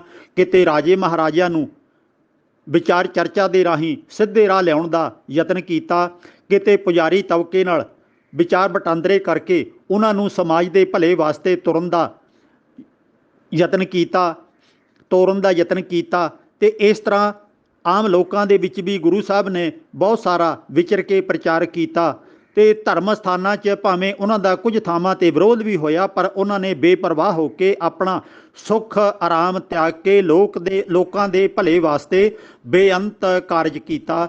ਸਭ ਤੋਂ ਜ਼ਿਆਦਾ ਅੱਜ ਤੱਕ ਵੀ ਜਿਹੜੇ ਸਾਡੇ ਕੁਝ ਗੁਰੂ ਘਰ ਨਾਲ ਪਿਆਰ ਕਰਨ ਵਾਲੇ ਲਿਖਾਰੀ ਨੇ, ਉਹਨਾਂ ਨੇ ਇਹੋ ਹੀ ਦੱਸਣ ਦਾ ਉਪਰਾਲਾ ਕੀਤਾ ਕਿ ਗੁਰੂ ਨਾਨਕ ਸਾਹਿਬ ਦੀ ਉਸ ਯਾਤਰਾ ਦੇ ਨਾਲ ਬਹੁਤ ਸਾਰੀ ਵੱਡੀ ਗਿਣਤੀ ਦੇ ਵਿੱਚ ਲੋਕ ਸਿੱਖ ਧਰਮ ਨੂੰ ਮੰਨਣ ਲੱਗ ਪਏ, ਅਪਣਾਉਣ ਲੱਗ ਪਏ, ਕਿਉਂਕਿ ਇਹ ਸੌਖਾ ਰਾਹ ਸੀ, ਵਹਿਮਾਂ ਭਰਮਾਂ ਤੋਂ ਬਚ ਕੇ ਚੱਲਣ ਦਾ, ਬੜੇ ਆਰਾਮ ਵਾਲਾ ਸਹਿਜ ਦਾ ਰਾਹ ਸੀ। ਤੇ ਉਹਨਾਂ ਨੂੰ ਭਾਵੇਂ ਭਾਰਤ ਦੇ ਵਿੱਚ ਅੱਜ ਤੱਕ ਨਾਨਕ ਪੰਥੀ ਅਸੀਂ ਵੇਖ ਸਕਦੇ ਹਾਂ, ਕਿਤਾਬਾਂ 'ਚ ਪੜ੍ਹ ਸਕਦੇ ਹਾਂ, ਬੇਅੰਤ ਉਹ ਸਿਗਲੀਗਰ ਨੇ ਜਾਂ ਹੋਰ ਕਿਸੇ ਨਾਮ ਦੇ ਨਾਲ ਜਾਣੇ ਜਾਂਦੇ ਨੇ। ਭਾਰਤ ਦੇ ਵਿੱਚ ਵੀ ਬਹੁਤ ਵੱਡੀ ਗਿਣਤੀ ਵਾਲੇ ਸਿੱਖ ਨੇ ਜਿਹੜੇ ਕਿ ਭਾਵੇਂ ਉਹ ਸਾਬਤ ਸੂਰਤ ਸਾਡੇ ਵਰਗੇ ਉਹ ਨਾ ਹੋਣ, ਜਾਂ ਫਿਰ ਉਹਨਾਂ ਦਾ ਸਾਡੇ ਵਰਗਾ ਸੁਭਾਅ, ਉਹਨਾਂ ਦਾ ਗਿਆਨ ਇੰਨਾ ਨਾ ਹੋਵੇ, ਪਰ ਉਹ ਗੁਰੂ ਨਾਨਕ ਨੂੰ ਆਪਣਾ ਰਹਿਬਰ ਅੱਜ ਤੱਕ ਮੰਨਦੇ ਆ ਰਹੇ ਨੇ। ਸਭ ਤੋਂ ਜ਼ਿਆਦਾ ਕੰਮ ਤਾਂ ਸ਼ੁਰੂਆਤੀ ਕਾਰਜ ਜਿਹੜਾ ਉਹ ਗੁਰੂ ਨਾਨਕ ਸਾਹਿਬ ਨੇ ਹੀ ਕੀਤਾ, ਤੇ ਜਿਹੜੇ ਭਗਤਾਂ ਨੂੰ ਮਿਲਣਾ, ਉਹਨਾਂ ਦੇ ਨਾਲ ਵਿਚਾਰ ਗੋਸ਼ਟੀਆਂ ਕਰਨੀਆਂ, ਉਹਨਾਂ ਦੀ ਬਾਣੀ ਦੇ ਉਤਾਰੇ ਕਰਵਾ ਕੇ ਆਪਣੇ ਕੋਲੇ ਸਾਂਭ ਲੈਣੇ, ਤੇ ਉਸ ਤੋਂ ਬਾਅਦ ਫਿਰ ਕਰਤਾਰਪੁਰ ਦੇ ਵਿੱਚ ਰਹਿ ਕੇ ਉਹਨਾਂ ਨੇ 17-18 ਸਾਲ ਲਗਾਤਾਰ ਇੱਕ ਤਰ੍ਹਾਂ ਦਾ ਇਹ ਕਹਿ ਲਈਏ ਗੁਰੀਲਾ ਜੰਗ ਦੀ ਤਿਆਰੀ ਵਾਸਤੇ ਲੋਕਾਂ ਨੂੰ ਆਪਣੇ ਕੋਲੇ, ਨੌਜਵਾਨਾਂ ਨੂੰ ਰੱਖ ਕੇ ਸਿਖਲਾਈ ਦਿੱਤੀ, ਸੇਧ ਦਿੱਤੀ ਕਿ ਤੁਹਾਡੇ ਤੇ ਕੱਲ੍ਹ ਨੂੰ ਇਹ ਮੁਸੀਬਤਾਂ ਆ ਸਕਦੀਆਂ ਨੇ, ਤੁਸੀਂ ਕਿਵੇਂ ਤਿਆਰ ਹੋਣਾ। ਅੱਜ ਤੁਹਾਡੇ ਤੇ ਜੋ ਵਾਪਰ ਰਿਹਾ, ਸਰਕਾਰਾਂ ਤੁਹਾਡੇ ਨਾਲ ਜ਼ੁਲਮ ਕਰ ਰਹੀਆਂ ਨੇ ਜਾਂ ਪੁਜਾਰੀ ਤੁਹਾਨੂੰ ਲੁੱਟ ਕੇ ਖਾ ਰਹੇ ਨੇ, ਕੁਰਾਹੇ ਪਾ ਰਹੇ ਨੇ, ਇਹ ਸਾਰਾ ਕੁਝ ਜੰਗਲ ਦੇ ਵਿੱਚ ਜਾ ਕੇ ਦਰਿਆ ਦੇ ਕਿਨਾਰੇ ਕਰਤਾਰਪੁਰ ਵਿਖੇ ਉਹਨਾਂ ਨੇ ਆਪਣਾ ਗੁਰੀਲਾ ਯੁੱਧ ਵਾਸਤੇ ਇੱਕ ਛਾਉਣੀ ਮਾਨੋ ਬਣਾਈ ਸੀ, ਤੇ ਉਸ ਛਾਉਣੀ ਦੇ ਵਿੱਚ ਉਹਨਾਂ ਨੇ ਲੋਕਾਂ ਨੂੰ ਤਿਆਰ ਕਰਨਾ ਸ਼ੁਰੂ ਕੀਤਾ ਤਾਂ ਕਿ ਆਮ ਪਿੰਡਾਂ ਤੋਂ, ਸ਼ਹਿਰਾਂ ਤੋਂ ਦੂਰ ਰਹਿ ਕੇ, ਸਰਕਾਰ ਦੀਆਂ ਨਜ਼ਰਾਂ ਤੋਂ ਬਚ ਕੇ, ਪੁਜਾਰੀ ਦੀਆਂ ਨਜ਼ਰਾਂ ਤੋਂ ਬਚ ਕੇ ਲੋਕਾਂ ਨੂੰ ਇਸ ਤਰੀਕੇ ਲਾਮਬੰਦ ਕੀਤਾ ਜਾਵੇ ਤਾਂ ਕਿ ਆਉਣ ਵਾਲੇ ਸਮੇਂ ਦੇ ਵਿੱਚ ਉਹ ਕਿਸੇ ਵੀ ਮੁਸ਼ਕਲ ਹਾਲਾਤ ਨਾਲ ਟੱਕਰ ਲੈਣ ਜੋਗੇ ਕੁਝ ਨਾ ਕੁਝ ਤਿਆਰ ਹੋ ਸਕਣ। ਤੇ ਉਸ ਦੇ ਵਿੱਚੋਂ ਹੋਰ ਤਾਂ ਬਹੁਤ ਸਾਰੇ ਜਿਹੜੇ ਤਿਆਰ ਹੋਏ ਸਨ ਗੁਰੂ ਸਾਹਿਬ ਦੇ ਸੇਵਕ, ਉਹ ਤਾਂ ਹੈਗੇ ਸੀ, ਪਰ ਭਾਈ ਲਹਿਣਾ ਜੀ ਵਰਗਾ ਇੱਕ ਉੱਚ ਕੋਟੀ ਦਾ ਮਹਾਨ ਰਹਿਬਰ ਉਹ ਗੁਰੂ ਨਾਨਕ ਸਾਹਿਬ ਨੇ ਉੱਥੇ ਤਿਆਰ ਕਰ ਲਿਆ, ਤੇ ਉਹਨਾਂ ਨੂੰ ਆਪਣੇ ਤੋਂ ਬਾਅਦ ਇਹ ਮਹੱਤਵਪੂਰਨ ਜ਼ਿੰਮੇਵਾਰੀ ਸੌਂਪ ਦਿੱਤੀ। ਇਸ ਤੋਂ ਬਾਅਦ ਸਿੱਖਾਂ ਨੇ ਬਹੁਤ ਜ਼ਿਆਦਾ ਗੁਰੂ ਸਾਹਿਬ 'ਤੇ ਵਿਸ਼ਵਾਸ ਕਰਨਾ ਸ਼ੁਰੂ ਕੀਤਾ, ਤੇ ਲਗਾਤਾਰ ਵਾਧਾ ਹੁੰਦਾ ਗਿਆ ਗਿਣਤੀ ਦੇ ਵਿੱਚ। ਤੇ ਬਾਅਦ ਦੇ ਵਿੱਚ ਪੰਜਵੇਂ ਪਾਤਸ਼ਾਹ ਨੇ ਆਪਣੀ ਥਾਂ 'ਤੇ ਬਹੁਤ ਮਹੱਤਵਪੂਰਨ ਕਾਰਜ ਕੀਤੇ। ਸਾਰੇ ਗੁਰੂਆਂ ਦਾ ਆਪਣੇ ਥਾਂ 'ਤੇ ਸਤਿਕਾਰਯੋਗ ਕਾਰਜ ਹੈ। ਛੇਵੇਂ ਪਾਤਸ਼ਾਹ ਨੇ ਜੰਗ ਲੜੇ, ਫਿਰ ਨੌਵੇਂ ਪਾਤਸ਼ਾਹ ਨੇ ਦੂਰ ਦੂਰ ਦੀਆਂ ਯਾਤਰਾਵਾਂ ਕੀਤੀਆਂ, ਉਹਨਾਂ ਦੀ ਸ਼ਹੀਦੀ ਵੀ ਸਮੇਂ ਦੀ ਹਕੂਮਤ ਨੇ ਕਰ ਦਿੱਤੀ। 10ਵੇਂ ਪਾਤਸ਼ਾਹ ਨੂੰ ਜ਼ਿਆਦਾ ਪ੍ਰਚਾਰ ਦਾ ਸਮਾਂ ਉਸ ਤਰ੍ਹਾਂ ਦਾ ਨਹੀਂ ਮਿਲਿਆ ਕਿ ਅਮਨ ਹੋਵੇ, ਪਰ ਉਹਨਾਂ ਨੂੰ ਜੰਗ ਯੁੱਧ ਬਹੁਤ ਲੜਨੇ ਪਏ। ਹਕੂਮਤ ਲਗਾਤਾਰ ਹਮਲੇ ਕਰਦੀ ਸੀ, ਉਹਨਾਂ ਨੂੰ ਬਚਾਓ ਵਾਲੇ ਸਾਧਨ ਅਪਣਾਉਣ ਵਾਸਤੇ ਬਹੁਤ ਉਪਰਾਲੇ ਕਰਨੇ ਪਏ। ਇਸ ਤਰ੍ਹਾਂ 10 ਪਾਤਸ਼ਾਹੀਆਂ ਨੇ ਆਪਣੇ ਆਪਣੇ ਢੰਗ ਦੇ ਨਾਲ ਬਹੁਤ ਜ਼ਿਆਦਾ ਸਮਾਜ ਦੀ ਸੇਵਾ ਕੀਤੀ, ਭਾਵੇਂ ਆਪਣਾ ਸਰੀਰ, ਆਪਣਾ ਪਰਿਵਾਰ ਤੇ ਆਪਣਾ ਸਭ ਕੁਝ ਵਾਰਨਾ ਪੈ ਗਿਆ, ਦਾਅ ਤੇ ਲਾਉਣਾ ਪੈ ਗਿਆ, ਮੁਸੀਬਤਾਂ ਝੱਲਣੀਆਂ ਪੈ ਗਈਆਂ। ਸਾਰਿਆਂ ਨੇ ਜਿੰਨੀ ਉਮਰ ਦਾ ਹਿੱਸਾ ਉਹਨਾਂ ਨੂੰ ਇਹ ਜ਼ਿੰਮੇਵਾਰੀ ਨਿਭਾਉਣ ਵਾਸਤੇ ਮਿਲਿਆ, ਸਾਰੇ ਗੁਰੂ ਸਾਹਿਬਾਨਾਂ ਨੇ ਕੀਤੀ। ਹੁਣ ਇੱਕ ਗੁਰ ਵਿਅਕਤੀ ਦੀ ਵੰਡ ਕਰਨੀ ਇਹ ਆਪਣੇ ਵਾਸਤੇ ਕੋਈ ਵਾਜਬ ਨਹੀਂ ਹੈ। ਜਿੰਨਾ ਸਮਾਂ ਕਿਸੇ ਨੂੰ ਮਿਲਿਆ ਉਹ ਆਪਣੇ ਅਸੂਲ ਤੋਂ ਡਿੱਗਿਆ ਨਹੀਂ, ਡੋਲਿਆ ਨਹੀਂ, ਘਬਰਾਇਆ ਨਹੀਂ, ਤੇ ਉਹਨਾਂ ਨੇ ਕੋਈ ਗਲਤ ਸਮਝੌਤਾ ਨਹੀਂ ਕੀਤਾ। ਇਹੋ ਹੀ ਵੱਡੀ ਗੱਲ ਹੈ। ਭਾਵੇਂ ਗੁਰੂ ਹਰਕ੍ਰਿਸ਼ਨ ਸਾਹਿਬ ਛੋਟੀ ਉਮਰ ਦੇ ਸਨ, ਭਾਵੇਂ ਉਹਨਾਂ ਨੂੰ ਥੋੜ੍ਹਾ ਸਮਾਂ ਮਿਲਿਆ ਸੇਵਾ ਕਰਨ ਦਾ, ਪਰ ਉਹਨਾਂ ਨੇ ਵੀ ਕੋਈ ਗਲਤ ਸਮਝੌਤਾ ਨਹੀਂ ਕੀਤਾ, ਉਹਨਾਂ ਨੇ ਵੀ ਆਪਣੀ ਜਾਨ ਤੱਕ ਵਾਰ ਦਿੱਤੀ। ਸੋ ਸਾਰੇ ਗੁਰੂ ਸਾਹਿਬ, ਸਾਰੇ ਭਗਤ ਸਾਹਿਬਾਨ ਜਿਨ੍ਹਾਂ ਨੇ ਵੀ ਸਮਾਜ ਦੇ ਕਲਿਆਣ ਵਾਸਤੇ ਆਪਣਾ ਆਪਾ ਲੇਖੇ ਲਾ ਦਿੱਤਾ, ਆਪਣੇ ਸੁੱਖ ਆਰਾਮ ਸਾਰੇ ਤਿਆਗ ਦਿੱਤੇ, ਸ਼ਹੀਦੀਆਂ ਵੀ ਪਾ ਲਈਆਂ ਤੇ ਮੁਸੀਬਤਾਂ ਵੀ ਝੱਲ ਲਈਆਂ, ਉਹਨਾਂ ਸਾਰਿਆਂ ਦਾ ਹੀ ਸਤਿਕਾਰ ਹੈ। ਉਹਨਾਂ ਨੇ ਸਾਰਿਆਂ ਨੇ ਬੇਅੰਤ ਕਾਰਜ ਕੀਤਾ। ਵੱਖਰੀ ਵੰਡ ਹੈ ਜਿਹੜੀ, ਇਹ ਵੰਡ ਕੀਤੀ ਜਾਣੀ ਕੋਈ ਇੰਨਾ ਸੌਖਾ ਕੰਮ ਨਹੀਂ ਹੈ, ਤੇ ਨਾ ਇਹਦੇ ਪਿੱਛੇ ਸਾਨੂੰ ਜਾਣ ਦੀ ਲੋੜ ਹੈ, ਕਿਉਂਕਿ ਸਾਰੇ ਗੁਰੂ ਸਾਹਿਬ ਨੇ ਜਿੰਨਾ ਸਮਾਂ ਮਿਲਿਆ ਬਹੁਤ ਉੱਤਮ ਦਰਜੇ ਦਾ ਸਮਾਜ ਦੇ ਭਲੇ ਵਾਸਤੇ ਕਾਰਜ ਕੀਤਾ। ਸਵਾਲ ਨੰਬਰ 174 ਭਾਈ ਹਰਪ੍ਰੀਤ ਸਿੰਘ ਇੰਡੀਆਨਾ USA ਤੋਂ। ਇਹਨਾਂ ਦਾ ਅਗਲਾ ਸਵਾਲ ਹੈ ਕਿ ਕਿਸ ਗੁਰੂ ਸਾਹਿਬ ਨੇ ਸਿੱਖਿਆ ਨੂੰ ਵੱਧ ਤਰਜੀਹ ਦਿੱਤੀ ਤੇ ਕਿਸ ਗੁਰੂ ਨੇ ਜ਼ਿਆਦਾ ਤੋਂ ਜ਼ਿਆਦਾ ਸਕੂਲ ਬਣਾਏ। ਗੁਰੂ ਪਿਆਰ ਵਾਲਿਓ, ਇਹ ਸਾਰੀ ਪਲਾਨਿੰਗ ਤਾਂ ਗੁਰੂ ਨਾਨਕ ਸਾਹਿਬ ਨੇ ਹੀ ਬਣਾ ਕੇ ਗੁਰੂ ਅੰਗਦ ਸਾਹਿਬ ਦੇ ਸਨਮੁਖ ਰੱਖ ਦਿੱਤੀ ਤੇ ਅੱਗੇ ਤੋਂ ਅੱਗੇ ਇਹ ਪਲਾਨਿੰਗ ਉਸੇ ਤਰ੍ਹਾਂ ਚੱਲਦੀ ਗਈ। ਗੁਰੂ ਸਾਹਿਬ ਨੇ ਜੋ ਸਾਨੂੰ ਲਿਖਤ ਰੂਪ ਦੇ ਵਿੱਚ ਆਪਣੇ ਵਿਚਾਰ ਦੇ ਦਿੱਤੇ, ਜਿਹਨੂੰ ਅਸੀਂ ਅੱਜ ਗੁਰਬਾਣੀ ਕਹਿੰਦੇ ਆ ਜਾਂ ਗੁਰੂ ਗ੍ਰੰਥ ਸਾਹਿਬ ਕਹਿੰਦੇ ਆ, ਇਹ ਵਿੱਦਿਆ ਦਾ ਹੀ ਇੱਕ ਵੱਡਾ ਭੰਡਾਰ ਹੈ। ਹੋਰ ਕੋਈ ਵਿੱਦਿਆ ਉਹਨਾਂ ਜ਼ਮਾਨਿਆਂ 'ਚ ਕਿਤੇ ਵੀ ਨਹੀਂ ਹੁੰਦੀ ਸੀ। ਕੋਈ ਕਿਤਾਬਾਂ ਕਿਧਰੇ ਨਹੀਂ ਮਿਲਦੀਆਂ ਸੀ, ਕੋਈ ਛਾਪਾਖਾਨਾ ਕਿਤੇ ਨਹੀਂ ਹੁੰਦਾ ਸੀ। ਹਿੰਦੂਆਂ ਦੇ ਵਿੱਚ ਇਹਨਾਂ ਦੇ ਆਪਣੇ ਵੇਦ ਪੁਰਾਣ ਆਦਿਕ ਵਿੱਦਿਆ ਦਾ ਮਾਧਿਅਮ ਸਨ। ਉਹਨਾਂ ਦੇ ਵਿੱਚ ਜੋ ਕੁਝ ਲਿਖਿਆ ਹੋਇਆ ਸੀ ਇਹ ਸਮਾਜ ਦੇ ਵਿੱਚ ਲਾਗੂ ਕਰਾਉਣ ਦਾ ਯਤਨ ਕਰਦੇ ਸਨ। ਇਸਲਾਮ ਦੇ ਵਿੱਚ ਉਹਨਾਂ ਦੀ ਧਰਮ ਪੋਥੀ ਕੁਰਾਨ ਸੀ। ਕੁਰਾਨ ਹੀ ਉਹਨਾਂ ਦਾ ਜ਼ਿੰਦਗੀ ਦਾ ਕੇਂਦਰ ਬਿੰਦੂ ਸੀ। ਉਹਨਾਂ ਦਾ ਰਾਜ ਵੀ, ਉਹਨਾਂ ਦਾ ਧਰਮ ਵੀ, ਉਹਨਾਂ ਦਾ ਸਮਾਜ ਵੀ ਉਹ ਕੁਰਾਨ ਦੀਆਂ ਲਿਖਤਾਂ ਦੇ ਮੁਤਾਬਕ, ਜਿਵੇਂ ਉਹਦੇ 'ਚੋਂ ਉਪਦੇਸ਼ ਦਿੱਤੇ ਹੋਏ ਨੇ, ਉਹਦੇ ਮੁਤਾਬਕ ਚਲਾਉਣ ਦਾ ਉਹ ਯਤਨ ਕਰਦੇ ਸਨ। ਉਹਨਾਂ ਸਮਿਆਂ 'ਚ ਧਰਮ ਹੀ ਸਾਰਾ ਕੁਝ ਜ਼ਿੰਦਗੀ ਦਾ ਕੇਂਦਰ ਬਿੰਦੂ ਹੁੰਦਾ ਸੀ ਤੇ ਰਾਜਨੀਤੀ ਵੀ ਧਰਮ ਦੇ ਅਧੀਨ ਹੀ ਆਮ ਤੌਰ 'ਤੇ ਚੱਲਦੀ ਸੀ, ਕਿਉਂਕਿ ਹੋਰ ਕਾਨੂੰਨ ਕੋਈ ਕਿਤੇ ਵੀ ਹਾਲੇ ਲਾਗੂ ਨਹੀਂ ਸੀ ਹੋਏ, ਬਣੇ ਨਹੀਂ ਸੀ। ਤੇ ਗੁਰੂ ਸਾਹਿਬ ਨੇ ਸਾਨੂੰ ਗੁਰਬਾਣੀ ਰੂਪੀ ਵਿੱਦਿਆ, ਜਿਹੜੀ ਕਿ ਸਮਾਜ ਦੇ ਹਿੱਤ ਵਿੱਚ ਚੱਲ ਰਹੀ ਸੀ, ਉਹਦੇ ਅਧੀਨ ਕੰਮ ਕਰਨ ਦਾ ਉਪਦੇਸ਼ ਦਿੱਤਾ ਤੇ ਲਿਖਤ ਰੂਪ ਦੇ ਵਿੱਚ ਸਾਡੇ ਕੋਲੇ ਗੁਰਬਾਣੀ ਸੰਭਾਲ ਕੇ ਪਹੁੰਚਣ ਦਾ ਪ੍ਰਬੰਧ ਕਰ ਦਿੱਤਾ।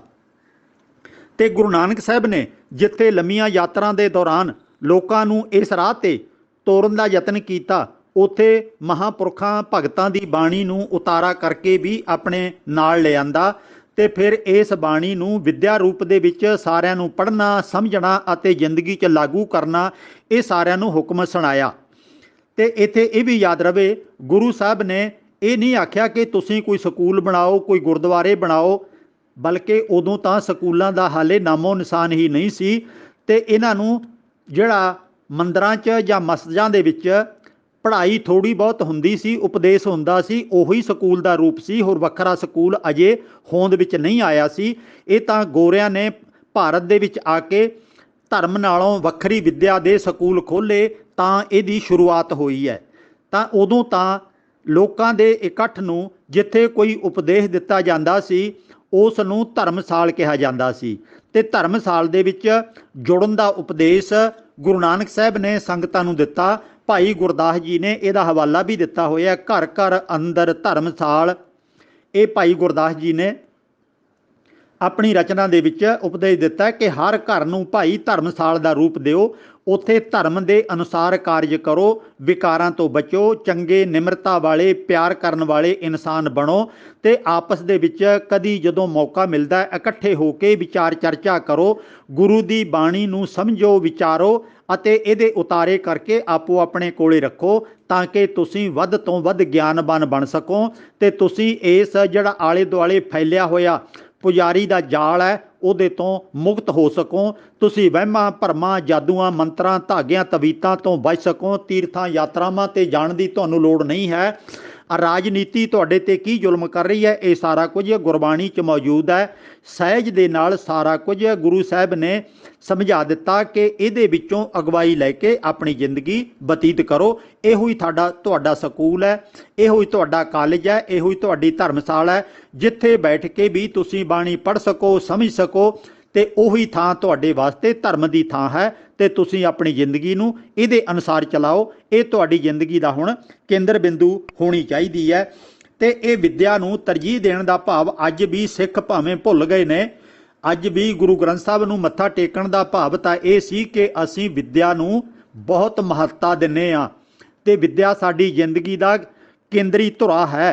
ਪਰ ਅਫਸੋਸ ਕਿ ਮੱਥਾ ਟੇਕ ਕੇ, ਕੁਝ ਭੇਟਾ ਰੱਖ ਕੇ, ਕੁਝ ਕੜਾਹ ਪ੍ਰਸ਼ਾਦ ਲੈ ਕੇ, ਪਰਿਕਰਮਾ ਕਰਕੇ ਸਿੱਖ ਘਰ ਨੂੰ ਆ ਜਾਂਦਾ ਹੈ। ਵਿੱਦਿਆ ਨੂੰ ਕੇਵਲ ਮੱਥੇ ਟੇਕਦਾ, ਉਹਦੇ ਅੰਦਰ ਕੀ ਲਿਖਿਆ ਹੋਇਆ ਉਹਨੂੰ ਪਤਾ ਨਹੀਂ ਹੈ। ਜ਼ਿੰਦਗੀ 'ਚ ਇਸ ਪਾਵਨ ਬਾਣੀ ਨੂੰ ਕਿਵੇਂ ਅਪਣਾਉਣਾ ਆਮ ਸਿੱਖ ਨੂੰ ਪਤਾ ਨਹੀਂ ਹੈ। ਵਿਚਾਲੇ ਹੌਲੀ ਹੌਲੀ ਸਮਾਂ ਪਾ ਕੇ ਪੁਜਾਰੀ ਤਬਕਾ ਉਸਰ ਗਿਆ ਤੇ ਆਮ ਸਿੱਖ ਪਾਸੇ ਹੋ ਗਿਆ। ਪੁਜਾਰੀ ਤਬਕੇ ਨੇ ਆਪਣੀ ਪੇਟ ਪੂਰਤੀ ਵਾਸਤੇ ਗੁਰਬਾਣੀ ਦੀ ਪੂਜਾ ਤੇ ਬਹੁਤ ਕਰਵਾ ਦਿੱਤੀ, ਸੁੰਦਰਤਾ ਤੇ ਰਮਾਲਿਆਂ ਰਾਹੀਂ, ਚੌਰ ਚਾਨਣੀ ਰਾਹੀਂ ਬਹੁਤ ਵਧਾ ਦਿੱਤੀ, पर अंदरला उपदेश वो गायब कर दिता। आम सिख केवल नीवी पा के मत्थे टेकण जोगा रह गया। गुरु साहब ने तां विद्या नूं वध तों वध तरजीह दित्ती सी ते इस विद्या के राही ही सिख अगे वधे सी। ਉਹ ਪਰਉਪਕਾਰ ਕਰਨ ਵਾਸਤੇ ਵੀ ਤਿਆਰ ਹੋਏ, ਜੰਗ ਯੁੱਧ ਲੜਨ ਜੋਗੇ ਵੀ ਹੋਏ ਤੇ ਉਹਨਾਂ ਨੇ ਏਕਤਾ ਵੀ ਕੀਤੀ। ਕੁਝ ਨਾ ਕੁਝ ਜਾਤ ਪਾਤ ਵੀ ਘਟੀ, ਕੁਝ ਨਾ ਕੁਝ ਔਰਤਾਂ ਨੂੰ ਵੀ ਬਰਾਬਰ ਦਾ ਦਰਜਾ ਮਿਲਿਆ। ਹੋਰ ਬੇਅੰਤ ਜਿਹੜੇ ਵਿਕਾਰ ਸੀ ਉਹ ਇਸ ਗੁਰਬਾਣੀ ਰੂਪੀ ਵਿਦਿਆ ਦੇ ਰਾਹੀਂ ਹੀ ਸਿੱਖਾਂ ਨੇ ਅਪਣਾਏ ਸਨ ਤੇ ਜੀਵਨ ਨੂੰ ਸੁਧਾਰਿਆ ਸੀ। ਨਹੀਂ ਤਾਂ ਬਾਕੀਆਂ ਵਾਂਗ ਸਿੱਖ ਵੀ ਟੱਕਰਾਂ ਹੀ ਮਾਰਦੇ ਫਿਰਦੇ ਸੀ। ਅੱਜ ਵੀ ਸਿੱਖ ਗੁਰੂ ਗ੍ਰੰਥ ਸਾਹਿਬ ਨੂੰ केवल मत्थे ना टेकण बल्कि ये अंदर जो उत्तम उपदेश लिखे हुए ने उन्होंने अपनी जिंदगी च लागू करन। सिख पंथ के मुखियां का भी ये फर्ज बनता है कि गुरबाणी नूं साडी जिंदगी का धुरा बनाउण ते आम संगतां दे विच गुरबाणी नूं समझाउण दे उपराले करन, उहनूं पहुँचाउण ताकि गुरबाणी घर घर ना पहुँचे बल्कि हर हिरदे तक पहुँच जाए, अनुवाद होके दुनिया के कोने कोने तक पहुँच जाए। होरना बोलियां च ਵਧੀਆ ਢੰਗ ਨਾਲ ਗੁਰਬਾਣੀ ਦੇ ਅਸੂਲ ਅਨੁਵਾਦ ਹੋ ਕੇ ਜਾਣ ਤਾਂ ਕਿ ਲੋਕਾਂ ਨੂੰ ਵੀ ਪਤਾ ਲੱਗੇ ਕਿ ਕਿੰਨੇ ਉੱਤਮ ਦਰਜੇ ਦੇ ਸ਼ਲੋਕ ਕਿੰਨਾ ਸਮਾਂ ਪਹਿਲਾਂ ਗੁਰੂ ਸਾਹਿਬ ਨੇ ਲਿਖ ਕੇ ਰੱਖ ਦਿੱਤੇ ਨੇ। ਧੰਨਤਾ ਦੇ ਯੋਗ ਸਨ ਉਹ ਜਿਨ੍ਹਾਂ ਨੇ ਵਿਦਿਆ ਨੂੰ ਇੰਨੀ ਤਰਜੀਹ ਦਿੱਤੀ। ਸਵਾਲ ਨੰਬਰ 175 ਭਾਈ ਹਰਪ੍ਰੀਤ ਸਿੰਘ ਇੰਡੀਆਨਾ USA ਤੋਂ। ਇਹਨਾਂ ਦਾ ਅਗਲਾ ਸਵਾਲ ਹੈ, ਸਿੱਖ ਧਰਮ ਵਿੱਚ ਬਾਲ ਵਿਆਹ ਬਾਰੇ ਕੀ ਵਿਚਾਰ ਹਨ? ਗੁਰੂ ਪਿਆਰ ਵਾਲਿਓ, ਜਿਸ ਸਮੇਂ ਗੁਰਬਾਣੀ ਲਿਖੀ ਗਈ ਹੈ ਉਸ ਸਮੇਂ ਹਾਲੀ ਇਸ ਗੱਲ ਨੂੰ ਜਿਹੜੀ ਕਿ ਭਾਰਤ ਦੇ ਸਮਾਜ ਵਿੱਚ ਚੱਲ ਰਹੀ ਸੀ ਕੋਈ ਬਹੁਤਾ ਮਹੱਤਵ ਨਹੀਂ ਦਿੱਤਾ ਗਿਆ। ਕਾਰਨ ਉਹਦਾ ਵੱਡਾ ਇਹ ਹੈ, ਇੱਕ ਤਾਂ ਸਮਾਜ ਦੀ ਬਣਤਰ ਹੀ ਹਾਲੇ ਅਨਪੜ੍ਹਤਾ ਵਾਲੀ ਸੀ ਤੇ ਬਹੁਤ ਕੁਝ ਜਿਹੜਾ ਅਸੀਂ ਅੱਜ ਸੋਚਦੇ ਹਾਂ ਉਦੋਂ ਹਾਲੇ ਇਹ ਵਿਕਸਿਤ ਨਹੀਂ ਹੋਇਆ ਸੀ। ਅਗਲੀ ਜਿਹੜੀ ਮੈਨੂੰ ਮਹਿਸੂਸ ਹੁੰਦਾ ਮਹੱਤਵਪੂਰਨ ਕਾਰਨ ਸੀ, ਜਿਹੜੇ ਮੰਦਰਾਂ ਦੇ ਵਿੱਚ ਲੜਕੀਆਂ ਨੂੰ ਅਰਪਣ ਕੀਤਾ ਜਾਂਦਾ ਸੀ ਦੇਵਤਿਆਂ ਦੇ ਅੱਗੇ, ਜਿਹੜੀਆਂ ਕਿ ਆਮ ਤੌਰ 'ਤੇ ਪੁਜਾਰੀ ਦੀ ਹਵਸ ਦਾ ਸ਼ਿਕਾਰ ਹੁੰਦੀਆਂ ਸਨ, ਉਹ ਕੁਮਾਰੀਆਂ ਲੜਕੀਆਂ ਹੀ ਉੱਥੇ ਪੇਸ਼ ਕੀਤੀਆਂ ਜਾਂਦੀਆਂ ਸੀ। ਇੱਕ ਜਿਹੜੇ ਵਿਦੇਸ਼ੀ ਜਰਵਾਣੇ ਸੀ ਆਮ ਤੌਰ 'ਤੇ ਕੁਮਾਰੀਆਂ ਲੜਕੀਆਂ ਨੂੰ ਜਬਰੀ ਚੁੱਕ ਕੇ ਲੈ ਜਾਂਦੇ ਸੀ। ਜਿਹੜੇ ਇਲਾਕਿਆਂ ਦੇ ਚੌਧਰੀ ਸਨ, ਇਲਾਕਿਆਂ ਦੇ ਵੱਡੇ ਅਲੰਬਰਦਾਰ ਸਨ, ਅਮੀਰ ਸਨ, ਧੱਕੜ ਸਨ, ਤਾਕਤਵਰ ਸਨ, ਹਕੂਮਤ ਨਾਲ ਰਲੇ ਹੁੰਦੇ ਸਨ, ਉਹ ਵੀ ਆਮ ਤੌਰ 'ਤੇ ਕੁਮਾਰੀਆਂ ਲੜਕੀਆਂ ਨੂੰ ਹੀ ਲੈ ਕੇ ਜਾਂਦੇ ਸੀ। ਇਸ ਗੱਲ ਨੂੰ ਵੇਖਦਿਆਂ ਬਹੁ ਗਿਣਤੀ ਸਮਾਜ ਨੇ ਆਪਣੀਆਂ ਬੱਚੀਆਂ ਨੂੰ ਛੋਟੀ ਛੋਟੀ ਉਮਰ ਦੇ ਵਿੱਚ ਵਿਆਹੁਣਾ ਸ਼ੁਰੂ ਕਰ ਦਿੱਤਾ। ਇਹਦਾ ਮਤਲਬ ਇਹ ਨਹੀਂ ਕਿ ਉਹਨਾਂ ਦੇ ਪਤੀ ਕੋਈ ਵੱਡੀ ਉਮਰ ਦੇ ਹੁੰਦੇ ਸਨ, ਉਹਨਾਂ ਦੇ ਪਤੀ ਵੀ ਛੋਟੀ ਉਮਰ ਦੇ ਬੱਚੇ ਹੀ ਹੁੰਦੇ ਸਨ, ਪਰ ਉਹਨਾਂ ਦੇ ਵਿਆਹ ਹੋਣ ਤੋਂ ਬਾਅਦ ਪੱਕੀਆਂ ਨਿਸ਼ਾਨੀਆਂ ਫਿਕਸ ਕਰ ਦਿੱਤੀਆਂ ਗਈਆਂ ਕਿ ਵਾਲਾਂ ਦੇ ਵਿੱਚ ਸੰਧੂਰ ਪਾਉਣਾ, ਮੱਥੇ 'ਚ ਟਿੱਕਾ ਲਾਉਣਾ, ਕੰਨਾਂ 'ਚ ਕੁਝ ਸ਼ਿੰਗਾਰ ਕਰਨਾ, ਮੁਰਕੀਆਂ ਕਾਂਟੇ ਪਾਉਣੇ, ਨੱਕ 'ਚ ਨੱਥ ਪਾਉਣੀ, ਇਹ ਸਾਰਾ ਕੁਝ ਵਿਰੋਧੀਆਂ ਨੂੰ, ਦੁਸ਼ਮਣਾਂ ਨੂੰ, ਹਵਸ ਦੇ ਸ਼ਿਕਾਰੀਆਂ ਨੂੰ ਇਹ ਦੱਸਣ ਵਾਸਤੇ ਕੀਤਾ ਜਾਂਦਾ ਸੀ ਕਿ ਇਹ ਲੜਕੀ ਹੁਣ ਵਿਆਹੀ ਜਾ ਚੁੱਕੀ ਹੈ। ਤੇ ਵਿਆਹੀ ਗਈ ਲੜਕੀ ਨੂੰ ਘੱਟ ਤੋਂ ਘੱਟ ਕੋਈ ਉਧਾਲ ਕੇ ਲੈ ਕੇ ਜਾਂਦਾ ਸੀ ਤੇ ਇਹ ਮਨ ਦੇ ਵਿੱਚ ਬੈਠੀ ਹੋਈ ਵਾਸ਼ਨਾ ਦੀ ਇੱਕ ਵੱਖਰੀ ਕਿਸਮ ਦੀ ਉਹਨਾਂ ਦੇ ਅੰਦਰ ਅੱਗ ਸੀ ਕਿ ਕੇਵਲ ਤੇ ਕੇਵਲ ਕੁਮਾਰੀ ਲੜਕੀ ਨੂੰ ਹੀ ਇਸ ਤਰ੍ਹਾਂ ਲੈ ਕੇ ਜਾਇਆ ਜਾਵੇ ਆਪਣੀ ਹਵਸ ਪੂਰਤੀ ਵਾਸਤੇ। ਤੇ ਗੁਰੂ ਸਾਹਿਬ ਦੇ ਆਪਣੇ ਵਿਆਹ ਵੀ ਬਹੁਤੇ ਗੁਰੂ ਸਾਹਿਬਾਨਾਂ ਦੇ ਜਿਹਨਾਂ ਦੀ ਵਿਆਹ ਸ਼ਾਦੀ ਹੋਈ ਹੈ ਤੇ ਉਹਨਾਂ ਦੇ ਵਿਆਹ ਵੀ ਛੋਟੀ ਉਮਰ ਦੇ ਵਿੱਚ ਹੀ ਕਰ ਦਿੱਤੇ ਗਏ ਨੇ। ਭਾਵੇਂ ਕਿ ਉਹ ਗੁਰੂ ਤਾਂ ਬਾਅਦ ਦੇ ਵਿੱਚ ਬਣੇ ਨੇ, ਉਹਨਾਂ ਦੇ ਮਾਤਾ ਪਿਤਾ ਦੀ ਇੱਛਾ ਸੀ ਕਿ ਛੇਤੀ ਬੱਚਿਆਂ ਨੂੰ ਵਿਆਹ ਦਿੱਤਾ ਜਾਵੇ। 15-18 ਸਾਲ ਦੀ ਉਮਰ ਤੋਂ ਵੱਧ ਕੋਈ ਵਿਰਲਾ ਹੀ ਹੁੰਦਾ ਸੀ ਤੇ ਇਸ ਕਰਕੇ ਇਸ ਵਿਸ਼ੇ 'ਤੇ ਗੁਰੂ ਸਾਹਿਬ ਨੇ ਗੁਰਬਾਣੀ ਦੇ ਵਿੱਚ ਘੱਟੋ ਘੱਟ ਮੈਨੂੰ ਜਿੰਨੀ ਕੁ ਜਾਣਕਾਰੀ ਹੈ ਕਿ ਕੋਈ ਉਪਦੇਸ਼ ਨਹੀਂ ਦਿੱਤਾ। ਸਾਨੂੰ ਨਹੀਂ ਪਤਾ ਲੱਗਿਆ ਕਿ ਨਿੱਕੀਆਂ ਬੱਚੀਆਂ ਦੇ ਵਿਆਹ ਬਾਰੇ ਗੁਰੂ ਸਾਹਿਬ ਦਾ ਕੀ ਉਪਦੇਸ਼ ਹੈ। ਮੈਂ ਭਾਈ ਕਾਨ੍ਹ ਸਿੰਘ ਨਾਭਾ ਦੀ ਮਹਾਨ ਕੋਸ਼ ਵੀ ਪੜ੍ਹ ਲਈ ਹੈ, ਉਹਦੇ ਵਿੱਚ ਬਾਲ ਵਿਆਹ ਬਾਰੇ ਕੋਈ ਜ਼ਿਕਰ ਨਹੀਂ ਮਿਲਦਾ। ਡਾਕਟਰ ਰਤਨ ਸਿੰਘ ਜੱਗੀ ਦੀ ਸਿੱਖ ਪੰਥ ਵਿਸ਼ਵ ਕੋਸ਼, ਉਹਦੇ ਵਿੱਚ ਵੀ ਬਾਲ ਵਿਆਹ ਦਾ ਕੋਈ ਜ਼ਿਕਰ ਨਹੀਂ ਮਿਲਦਾ। ਮੈਂ ਆਪਣੀ ਪੂਰੀ ਵੱਡੀ ਇੱਕ ਕਿਤਾਬ ਬਗਾਨੀ ਧੀ ਪਰਾਇਆ ਧਨ ਇਸੇ ਵਿਸ਼ੇ 'ਤੇ ਲਿਖੀ ਹੈ। ਉਦੋਂ ਵੀ ਮੈਂ ਬਹੁਤ ਸਾਰੀਆਂ ਕਿਤਾਬਾਂ ਦੇ ਚੈਪਟਰ ਪੜ੍ਹੇ, ਖੋਜ ਕੀਤੀ ਤੇ ਉਦੋਂ ਵੀ ਇਸ ਵਿਸ਼ੇ ਨਾਲ ਮੈਨੂੰ ਕੋਈ ਜਿਹੜਾ ਲਿਖਤ ਨਹੀਂ ਮਿਲੀ ਤਾਂ ਕਿ ਇਹਦਾ ਹਵਾਲਾ ਗੁਰਬਾਣੀ 'ਚੋਂ ਦਿੱਤਾ ਜਾ ਸਕੇ। ਇੰਨਾ ਕੁ ਜ਼ਰੂਰ ਹੈ ਕਿ ਇਹ ਤਾਂ ਮਾਨਸਿਕ ਵਿਕਾਸ ਜਿਵੇਂ ਜਿਵੇਂ ਹੋ ਰਿਹਾ, ਅੱਜ ਭਾਵੇਂ ਭਾਰਤ ਸਰਕਾਰ ਨੇ ਆਪਣਾ ਕਾਨੂੰਨ ਬਣਾ ਕੇ ਬਾਲਗ ਬੱਚਿਆਂ ਦਾ ਵਿਆਹ ਹੋਣ ਦਾ ਹੁਕਮ ਕਰ ਦਿੱਤਾ ਹੈ ਕਿ 18 ਸਾਲ ਦੇ ਨੂੰ ਬਾਲਗ ਮੰਨਿਆ ਜਾਵੇਗਾ। ਪਰ ਅੱਜ ਵੀ ਬਹੁਤ ਸਾਰੇ ਸੂਬਿਆਂ ਦੇ ਵਿੱਚ ਨਿੱਕੀਆਂ ਬੱਚੀਆਂ ਦਾ ਬੱਚਿਆਂ ਦਾ ਵਿਆਹ ਹੋ ਰਿਹਾ ਹੈ ਤੇ ਕਈ ਵਾਰੀ ਮੁਕੱਦਮੇ ਕਰਕੇ ਉਹਨਾਂ ਨੂੰ ਰੋਕਿਆ ਜਾਂਦਾ ਹੈ, ਪੁਲਿਸ ਛਾਪੇ ਮਾਰਦੀ ਹੈ, ਕੁਝ ਨਾ ਕੁਝ ਮੁਕੱਦਮੇ ਦਰਜ ਕੀਤੇ ਜਾਂਦੇ ਨੇ। ਇਹ ਅੱਜ ਵੀ ਪਰੰਪਰਾ ਚੱਲਦੀ ਆ ਰਹੀ ਹੈ, ਮਨਾਂ 'ਚੋਂ ਨਿਕਲਣੀ ਬਹੁਤ ਔਖੀ ਹੈ। ਜਿਵੇਂ ਕਿ ਜਾਤ ਪਾਤ ਸਾਡੇ ਦਿਮਾਗ 'ਚੋਂ ਨਹੀਂ ਨਿਕਲੀ, ਇਸੇ ਤਰ੍ਹਾਂ ਇਹ ਜਿਹੜਾ ਲੜਕੀਆਂ ਦਾ ਛੋਟੀ ਉਮਰ ਦੇ ਵਿੱਚ ਵਿਆਹ ਵਾਲੀ ਪਰੰਪਰਾ ਵੀ ਬਹੁਤੇ ਲੋਕਾਂ ਦੇ ਮਨਾਂ 'ਚੋਂ ਅਜੇ ਤੱਕ ਖਤਮ ਨਹੀਂ ਹੋਈ। ਜਿਹੜੇ ਵਿਦਵਾਨ ਲੋਕ ਨੇ, ਖਾਸ ਕਰਕੇ ਪੱਛਮੀ ਮੁਲਕਾਂ ਦੇ ਸਿਆਣੇ ਲੋਕ ਨੇ, ਉਹ ਇਸ ਉਮਰ ਨੂੰ ਟੀਨ ਏਜਜ਼ ਕਹਿੰਦੇ ਨੇ, ਭਾਵ ਕਿ 19 ਸਾਲ ਦੀ ਉਮਰ ਤੱਕ ਬੱਚਿਆਂ ਨੂੰ ਭਾਵੇਂ ਉਹ ਵੇਖਣ ਨੂੰ ਵੱਡੇ ਲੱਗਦੇ ਨੇ, ਜਵਾਨ ਲੱਗਦੇ ਨੇ, ਪਰ ਹਾਲੇ ਉਹਨਾਂ ਦਾ ਮਾਨਸਿਕ ਵਿਕਾਸ ਪੂਰਾ ਨਹੀਂ ਹੋਇਆ ਹੁੰਦਾ। ਉਹ ਅਲੜ ਉਮਰ ਗਿਣੀ ਜਾਂਦੀ ਹੈ ਕਿ ਉਹਨਾਂ ਨੂੰ ਸ਼ਰਾਰਤਾਂ ਅਤੇ ਤਾਕਤ ਇਹ ਤਾਂ ਦੋਵੇਂ ਹੈਗੀਆਂ ਨੇ, ਪਰ ਉਹਨਾਂ ਕੋਲੇ ਹਾਲੇ ਗੰਭੀਰਤਾ, ਸਹਿਣਸ਼ੀਲਤਾ ਅਤੇ ਜ਼ਿੰਦਗੀ ਨੂੰ ਚਲਾਉਣ ਦੀਆਂ ਤਜਰਬੇ ਨੇ, ਉਹ ਹਾਲੇ ਤੱਕ ਨਹੀਂ ਹੁੰਦੇ। ਹੁਣ ਲੜਕੇ ਦਾ ਲੜਕੀ ਦਾ ਵਿਆਹ ਦੀ ਉਮਰ ਭਾਰਤ ਸਰਕਾਰ ਨੇ 18 ਸਾਲ ਮਿੱਥ ਦਿੱਤੀ ਹੈ ਕਿ ਇਦੋਂ ਘੱਟ ਉਮਰ ਦੀ ਲੜਕੀ ਦਾ ਲੜਕੇ ਦਾ ਵਿਆਹ ਨਾ ਕੀਤਾ ਜਾਵੇ। ਪਰ ਹੁਣ ਤਾਂ ਨਵੀਂ ਆਵਾਜ਼ ਖਾਸ ਕਰਕੇ ਔਰਤਾਂ ਵੱਲੋਂ ਇਹ ਵੀ ਉੱਠ ਰਹੀ ਹੈ ਕਿ 18 ਸਾਲ ਦੀ ਲੜਕੀ ਨੂੰ ਜੇ ਵਿਆਹੁਣ ਦੀ ਇਜਾਜ਼ਤ ਭਾਰਤ ਸਰਕਾਰ ਵੱਲੋਂ ਮਿਲ ਗਈ ਹੈ, ਪਰ ਕਦੀ ਸੋਚ ਕੇ ਵੇਖੋ, ਉਹ ਬੱਚੇ ਨੂੰ ਜਨਮ ਦੇਣ ਯੋਗੀ ਤਾਂ ਹੋ ਗਈ, ਪਰ ਬੱਚੇ ਨੂੰ ਸਾਂਭਣ ਦਾ ਉਹਨੂੰ ਹਾਲੇ ਪੂਰੀ ਤਰ੍ਹਾਂ ਪਤਾ ਨਹੀਂ ਹੈ, ਜ਼ਿੰਮੇਵਾਰੀਆਂ ਨਿਭਾਉਣ ਦੇ ਉਹ ਸਮਰੱਥ ਨਹੀਂ ਹੈ। ਨਾ ਹੀ ਲੜਕਾ ਹਾਲੇ ਜ਼ਿੰਮੇਵਾਰੀਆਂ ਨਿਭਾਉਣ ਦੇ ਸਮਰੱਥ ਹੈ, ਅਤੇ ਉਹ ਦੋਵੇਂ ਜਣੇ ਰੁਜ਼ਗਾਰ 'ਤੇ ਵੀ ਹਾਲੇ ਨਹੀਂ ਲੱਗੇ ਹੋਣਗੇ ਇੰਨੀ ਛੋਟੀ ਉਮਰ ਦੇ ਵਿੱਚ। ਅਤੇ ਇਹ ਸਰਕਾਰ ਨੂੰ ਧਿਆਨ ਦੇਣਾ ਬਣਦਾ ਹੈ ਕਿ ਇਸ ਵਿਆਹ ਦੀ ਉਮਰ ਨੂੰ ਹੋਰ ਵਧਾਇਆ ਜਾਵੇ, ਤਾਂ ਕਿ ਆਪ ਜਿਹੜੇ ਬਾਲਕ ਨੇ ਹਾਲੀ ਛੋਟੀ ਉਮਰ, ਅਲੜ ਉਮਰ ਹੈ, ਉਹਦੇ ਵਿੱਚ ਹੀ ਉਹਨਾਂ ਦੇ ਹੋਰ ਬੱਚੇ ਹੋਣੇ ਸ਼ੁਰੂ ਹੋ ਜਾਣ, ਤਾਂ ਉਹਨਾਂ ਦਾ ਪਰਿਵਾਰਕ ਢਾਂਚਾ ਵਿਗੜ ਜਾਂਦਾ ਹੈ। ਉਹ ਜ਼ਿੰਮੇਵਾਰੀਆਂ ਨਿਭਾਉਣ ਤੋਂ ਹਾਲੇ ਅਸਮਰੱਥ ਹੁੰਦੇ ਨੇ, ਉਹਨਾਂ ਨੂੰ ਇੰਨਾ ਜ਼ਿੰਦਗੀ ਦਾ ਤਜਰਬਾ ਨਹੀਂ ਹੁੰਦਾ।